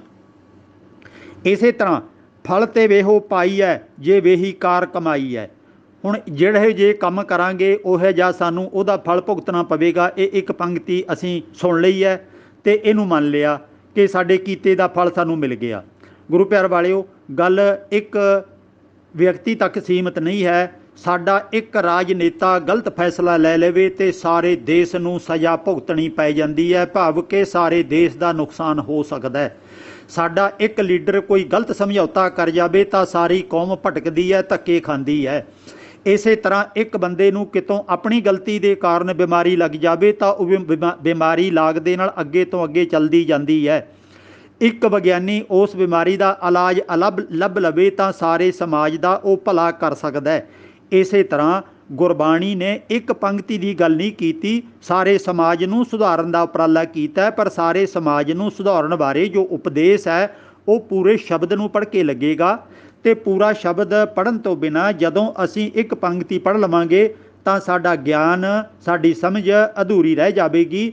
ਤੇ ਕੋਈ ਉਹਦਾ ਵਿਰੋਧੀ ਪੰਕਤੀ ਪੜ੍ਹ ਕੇ ਸੁਣਾ ਦੇਵੇਗਾ ਤਾਂ ਅਸੀਂ ਸਮਝ ਲਵਾਂਗੇ ਇੱਥੇ ਗੁਰੂ ਸਾਹਿਬ ਨੇ ਕੁਝ ਹੋਰ ਕਹਿ ਦਿੱਤਾ। ਮਿਸਾਲ ਦੇ ਤੌਰ ਤੇ ਇੱਕ ਥਾਂ ਤੇ ਗੁਰੂ ਸਾਹਿਬ ਲਿਖਦੇ ਨੇ, ਪਿੰਗਲ ਪਰਬਤ ਪਾਰ ਪਰੇ ਖਲ ਚਤਰ ਪਕੀਤਾ, ਅੰਧਲੇ ਤ੍ਰਿਭਵਨ ਸੂਝਿਆ ਗੁਰ ਭੇਟ ਭਨੀਤਾ। ਭਾਵ ਕਿ ਪਿੰਗਲ ਪਰਬਤ ਪਾਰ ਪਰੇ, ਪਿੰਗਲਾ ਬੰਦਾ ਹਿਮਾਲਾ ਪਰਬਤ ਤੇ ਚੜ੍ਹ ਗਿਆ, ਲੰਮੇ ਸਫ਼ਰ ਕਰਨ ਜੋਗਾ ਹੋ ਗਿਆ। ਇੱਕ ਪਾਸੇ ਤਾਂ ਗੁਰੂ ਸਾਹਿਬ ਕਹਿੰਦੇ ਨੇ ਕਿ ਪਿੰਗਲਾ ਬੰਦਾ ਵੀ ਪਹਾੜਾਂ ਤੇ ਚੜ੍ਹ ਸਕਦਾ ਹੈ, ਪਰ ਦੂਜੀ ਥਾਂ ਤੇ ਜਾ ਕੇ ਕਹਿੰਦੇ ਨੇ ਕਹਾਂ ਪਿੰਗਲ ਪਰਬਤ ਪਰ ਭਵਨ, ਭਾਈ ਪਿੰਗਲਾ ਬੰਦਾ ਪਹਾੜ ਤੇ ਕਿਵੇਂ ਚੜ੍ਹ ਸਕਦਾ ਹੈ। ਹੁਣ ਇਹ ਤਾਂ ਟਕਰਾਅ ਹੋ ਗਿਆ। ਗੱਲ ਹੈ ਉਸ ਵਿਚਾਰ ਦੀ ਜਿਹੜਾ ਇੱਕ ਦਿੱਤਾ ਜਾ ਰਿਹਾ ਹੈ ਕਿ ਗੁਰੂ ਦੀ ਮੱਤ ਲੈ ਕੇ ਗਿਆਨ ਪੱਖੋਂ ਪਿੰਗਲੇ ਬੰਦੇ ਗਿਆਨਵਾਨ ਬਣ ਕੇ ਉਹ ਉੱਚੀਆਂ ਉਡਾਰੀਆਂ ਮਾਰ ਸਕਦੇ ਨੇ। ਉਡਾਰੀਆਂ ਦਾ ਮਤਲਬ ਖੰਭ ਨਹੀਂ ਹੁੰਦਾ, ਉਡਾਰੀਆਂ ਦਾ ਮਤਲਬ ਮਾਨਸਿਕ ਵਿਕਾਸ। ਜੇ ਉਡਾਰੀ ਮਾਰਨੀ ਹੈ ਤਾਂ ਸਾਨੂੰ ਜਹਾਜ਼ 'ਚ ਬੈਠਣਾ ਪਵੇਗਾ। ਗੱਲ ਮਾਨਸਿਕ ਵਿਕਾਸ ਦੀ ਹੋ ਰਹੀ ਹੈ ਤੇ ਜੇ ਅਸੀਂ ਮਾਨਸਿਕ ਵਿਕਾਸ ਨਹੀਂ ਕਰਾਂਗੇ ਤਾਂ ਅਸੀਂ ਮਾਨੋ ਪਿੰਗਲੇ ਰਹਿ ਜਾਵਾਂਗੇ ਤੇ ਪਹਾੜਾਂ ਤੇ ਕੀ ਚੜ੍ਹਨਾ ਹੈ। ਅਸੀਂ ਤਾਂ ਕੋਈ ਵੀ ਕੰਮ ਕਾਮਯਾਬ ਹੋ ਕੇ ਨਹੀਂ ਕਰ ਸਕਾਂਗੇ, ਕਿਸੇ ਵੀ ਜ਼ਿੰਦਗੀ ਦੇ ਕੰਮ 'ਚ ਕਾਮਯਾਬੀ ਸਾਨੂੰ ਨਹੀਂ ਮਿਲੇਗੀ। ਇਸੇ ਤਰ੍ਹਾਂ ਜਿਹੜਾ ਵੀ ਕੰਮ ਅਸੀਂ ਕਰਨਾ ਹੈ ਆਪਣਾ ਹੱਥੀਂ ਆਪਣਾ ਆਪੇ ਹੀ ਕਾਜ ਸਮਾਰੀ, ਇਹਦਾ ਭਾਵ ਹੈ ਅਸੀਂ ਹਰੇਕ ਕੰਮ ਸੋਚ ਸਮਝ ਕੇ ਕਰਨਾ, ਕਿਤੇ ਇਹਦਾ ਰਿਜ਼ਲਟ ਕੋਈ ਮਾੜਾ ਨਾ ਨਿਕਲ ਆਵੇ। ਦੱਦਾ ਦੋਸ਼ ਨਾ ਦੇਊ ਕਿੱਸਾ, ਜਿਹੜਾ ਕੋਈ ਧਰਤੀ ਤੇ ਵਾਪਰਿਆ ਹੋਇਆ ਉਹ ਕੱਲਾ ਸਾਡਿਆਂ ਇਕੱਲਿਆਂ ਦਾ ਨੁਕਸਾਨ ਨਹੀਂ ਕਰ ਰਿਹਾ। ਜੇ ਅਸੀਂ ਗਲਤੀ ਕੀਤੀ ਆ ਤਾਂ ਸਾਡੇ ਸਾਰੇ ਪਰਿਵਾਰ ਦਾ ਨੁਕਸਾਨ ਵੀ ਹੋ ਸਕਦਾ ਹੈ, ਸਾਡੇ ਸਰੀਰ ਨੂੰ ਰੋਗ ਆਦਿਕ ਵੀ ਲੱਗ ਸਕਦੇ ਨੇ। ਤੇ ਕੋਈ ਸਾਡੇ ਆਗੂ ਨੇ ਜੇ ਗਲਤ ਸਿੱਖਿਆ ਗਲਤ ਵਿੱਦਿਆ ਦੇ ਰਹੇ ਨੇ ਤਾਂ ਸਾਰੀ ਕੌਮ ਦਾ ਤੇ ਸਾਰੇ ਸਮਾਜ ਦਾ ਨੁਕਸਾਨ ਵੀ ਹੋ ਜਾਂਦਾ ਹੈ। ਇਹ ਸਾਰੇ ਸ਼ਬਦਾਂ ਦਾ ਕੇਂਦਰੀ ਭਾਵ ਲੈਣਾ ਹੁੰਦਾ। ਤੇ ਜਿਹੜੇ ਇਸ ਵੀਰ ਨੇ ਮੇਜਰ ਸਿੰਘ ਨੇ ਇਹ ਸਵਾਲ ਭੇਜੇ ਨੇ, ਮੇਰੀ ਨਿਮਰਤਾ ਸਹਿਤ ਬੇਨਤੀ ਹੈ ਇਹਨਾਂ ਨੂੰ ਵੀ ਅਤੇ ਬਾਕੀ ਸਰੋਤਿਆਂ ਨੂੰ ਵੀ, ਸਾਰਿਆਂ ਨੂੰ ਕੋਈ ਵੀ ਸ਼ਬਦ ਲਿਖ ਕੇ ਭੇਜਣ ਤੋਂ ਪਹਿਲਾਂ, ਸਵਾਲ ਕਰਨ ਤੋਂ ਪਹਿਲਾਂ ਮੇਰੀ ਨਿਮਰਤਾ ਸਹਿਤ ਬੇਨਤੀ ਹੈ ਕਿ ਸਾਰਾ ਸ਼ਬਦ ਪੋਥੀਆਂ ਦੇ ਵਿੱਚੋਂ ਆਪ ਤੁਸੀਂ ਇੱਕ ਵਾਰੀ ਅਰਥਾਂ ਸਮੇਤ ਪੜ੍ਹ ਕੇ ਜ਼ਰੂਰ ਵੇਖਿਆ ਕਰੋ। ਜਿਹੜੀ ਗੱਲ ਤੁਹਾਡੇ ਮਨ 'ਚ ਫੁਰਨਾ ਫੁਰਿਆ ਉਹਦੀ ਥਾਂ 'ਤੇ ਗੱਲ ਹੋਰ ਦੀ ਹੋਰ ਨਿਕਲਣੀ ਹੈ। ਅੱਜ ਤਾਂ ਤੁਸੀਂ YouTube ਤੋਂ ਗੁਰੂ ਗ੍ਰੰਥ ਸਾਹਿਬ ਦੀ ਪੂਰੀ ਬੀੜ ਅਰਥਾਂ ਸਮੇਤ ਆਪਣੇ ਮੋਬਾਈਲ ਦੇ ਵਿੱਚ ਡਾਊਨਲੋਡ ਕਰ ਸਕਦੇ ਹੋ ਤੇ ਕਈ ਤਰ੍ਹਾਂ ਦੀਆਂ ਬੀੜਾਂ ਵੀ ਗੁਰੂ ਗ੍ਰੰਥ ਸਾਹਿਬ ਦੀਆਂ ਅਰਥਾਂ ਸਮੇਤ YouTube ਤੇ ਮੌਜੂਦ ਨੇ ਤੇ ਤੁਸੀਂ ਉਹਨੂੰ ਜਦੋਂ ਆਪਣੇ ਮੋਬਾਈਲ 'ਚ ਪਾ ਲਓਗੇ, ਜਦੋਂ ਮਨ ਚਾਹੇ ਉਹਦੇ ਵਿੱਚੋਂ ਤੁਸੀਂ ਅਰਥ ਕੱਢ ਕੇ ਵੇਖ ਸਕਦੇ ਹੋ, ਪਾਠ ਵੇਖ ਸਕਦੇ ਹੋ ਤੇ ਕਿਤੇ ਤੁਸੀਂ ਪੰਕਤੀ ਦੀ ਬਣਤਰ ਕਿਵੇਂ ਹੈ, ਅਧੂਰੀ ਹੈ ਕਿ ਪੂਰੀ ਹੈ, ਜਿਹੜਾ ਕੋਈ ਸਾਤੋਂ ਸਵਾਲ ਪੁੱਛ ਰਿਹਾ ਜਾਂ ਅਸੀਂ ਕਿਸੇ ਕੋਲੋਂ ਪੁੱਛ ਰਹੇ ਹਾਂ ਉਹਦੀ ਅਸਲ ਬਣਤਰ ਕੀ ਹੈ, ਇਹ ਸਾਰਾ ਕੁਝ ਤੁਹਾਨੂੰ ਆਪਣੇ ਹੀ ਮੋਬਾਈਲ ਦੇ ਵਿੱਚੋਂ ਮਿਲ ਸਕਦਾ ਹੈ। ਤੇ ਫਿਰ ਵੀ ਜੇ ਕੋਈ ਸ਼ੰਕਾ ਰਹਿ ਜਾਵੇ ਤਾਂ ਤੁਸੀਂ ਸਵਾਲ ਪੁੱਛ ਸਕਦੇ ਹੋ। ਤੋ ਇਹ ਤਾਂ ਸਾਰੀ ਜ਼ਿੰਦਗੀ ਨੂੰ ਸਾਨੂੰ ਇੱਕ ਰਾਹ 'ਤੇ ਤੋਰਨ ਵਾਸਤੇ, ਇੱਕ ਕਾਮਯਾਬ ਇਨਸਾਨ ਬਣਨ ਵਾਸਤੇ, ਅਕਲਮੰਦ ਬਣਨ ਵਾਸਤੇ, ਮਿਹਨਤੀ ਬਣਨ ਵਾਸਤੇ ਗੁਰਬਾਣੀ ਸਾਡਾ ਸਕੂਲ ਹੈ, ਸਾਡਾ ਕਾਲਜ ਹੈ, ਸਾਡੀ ਯੂਨੀਵਰਸਿਟੀ ਹੈ, ਸਾਡਾ ਗਿਆਨ ਦਾ ਸੋਮਾ ਹੈ, ਪਰਮੇਸ਼ਰ ਦਾ ਥਾਨ ਹੈ। ਸਾਰਾ ਕੁਝ ਗੁਰਬਾਣੀ ਦੇ ਵਿੱਚੋਂ ਅਸੀਂ ਪ੍ਰਾਪਤ ਹੁਣ ਤੱਕ ਕੀਤਾ ਤੇ ਅੱਗੇ ਨੂੰ ਵੀ ਕਰਦੇ ਰਵਾਂਗੇ। ਪਰ ਹੋਰ ਗਿਆਨ ਹਾਸਲ ਕਰਨਾ ਵੀ ਜ਼ਰੂਰੀ ਹੈ, ਇੱਥੇ ਰੁਕ ਨਾ ਜਾਣਾ, ਕਿਉਂਕਿ ਅੱਜ ਹੋਰ ਚੀਜ਼ਾਂ ਦੀ ਵੀ ਸਾਨੂੰ ਲੋੜ ਪੈ ਰਹੀ ਹੈ, ਉਹਨਾਂ ਦਾ ਸਿੱਖਣਾ ਵੀ ਬਹੁਤ ਜ਼ਰੂਰੀ ਹੈ। ਤਾਂ ਇਹ ਐਪੀਸੋਡ ਅੱਜ ਇੱਥੇ ਸਮਾਪਤ ਹੋ ਰਿਹਾ ਤੇ ਮੈਂ ਆਸ ਕਰਦਾ ਹਾਂ ਕਿ ਤੁਸੀਂ ਇਸੇ ਤਰ੍ਹਾਂ ਪੂਰੀ ਦਿਲਚਸਪੀ ਅਤੇ ਉਤਸ਼ਾਹ ਦੇ ਨਾਲ ਸਵਾਲ ਭੇਜੋਗੇ, ਤਾਂ ਕਿ ਜਿਹੜਾ ਸਵਾਲ ਕਰ ਰਿਹਾ ਹੈ ਇਕੱਲੀ ਉਹਦੇ ਮਨ ਦੀ ਤਸੱਲੀ ਨਹੀਂ ਹੋਵੇਗੀ, ਬਲਕਿ ਹੋਰ ਜਿਹੜੇ ਸਰੋਤੇ YouTube ਤੇ ਚੈਨਲ 'ਤੇ ਜਾਂ Facebook 'ਤੇ ਸਾਡੇ ਨਾਲ ਜੁੜੇ ਹੋਏ ਨੇ ਉਹਨਾਂ ਸਾਰਿਆਂ ਦਾ ਵੀ ਕੁਝ ਨਾ ਕੁਝ ਫਾਇਦਾ ਹੋਵੇਗਾ, ਗਿਆਨ 'ਚ ਵਾਧਾ ਹੋਵੇਗਾ। ਗੁਰਬਾਣੀ ਦਾ, ਇਤਿਹਾਸ ਦਾ, ਰਹਿਤ ਮਰਿਆਦਾ ਦਾ ਤੇ ਹੋਰ ਜਿਹੜੀਆਂ ਸਾਡੀ ਜ਼ਿੰਦਗੀ ਨਾਲ ਸੰਬੰਧਿਤ ਚੀਜ਼ਾਂ ਨੇ ਉਹਨਾਂ ਦਾ ਸਾਨੂੰ ਸਾਰਿਆਂ ਨੂੰ ਗਿਆਨ ਹੋਣਾ ਬਹੁਤ ਜ਼ਰੂਰੀ ਹੈ। ਮਾਨਸਿਕ ਵਿਕਾਸ ਸਾਡਾ ਬਹੁਤ ਜ਼ਰੂਰੀ ਹੈ। ਇਤਨੇ ਕੁ ਬਚਨ ਪ੍ਰਵਾਨ ਕਰਨਾ, ਹੋਈਆਂ ਭੁੱਲਾਂ ਲਈ ਖਿਮਾ। ਵਾਹਿਗੁਰੂ ਜੀ ਕਾ ਖਾਲਸਾ, ਵਾਹਿਗੁਰੂ ਜੀ ਕੀ ਫਤਿਹ।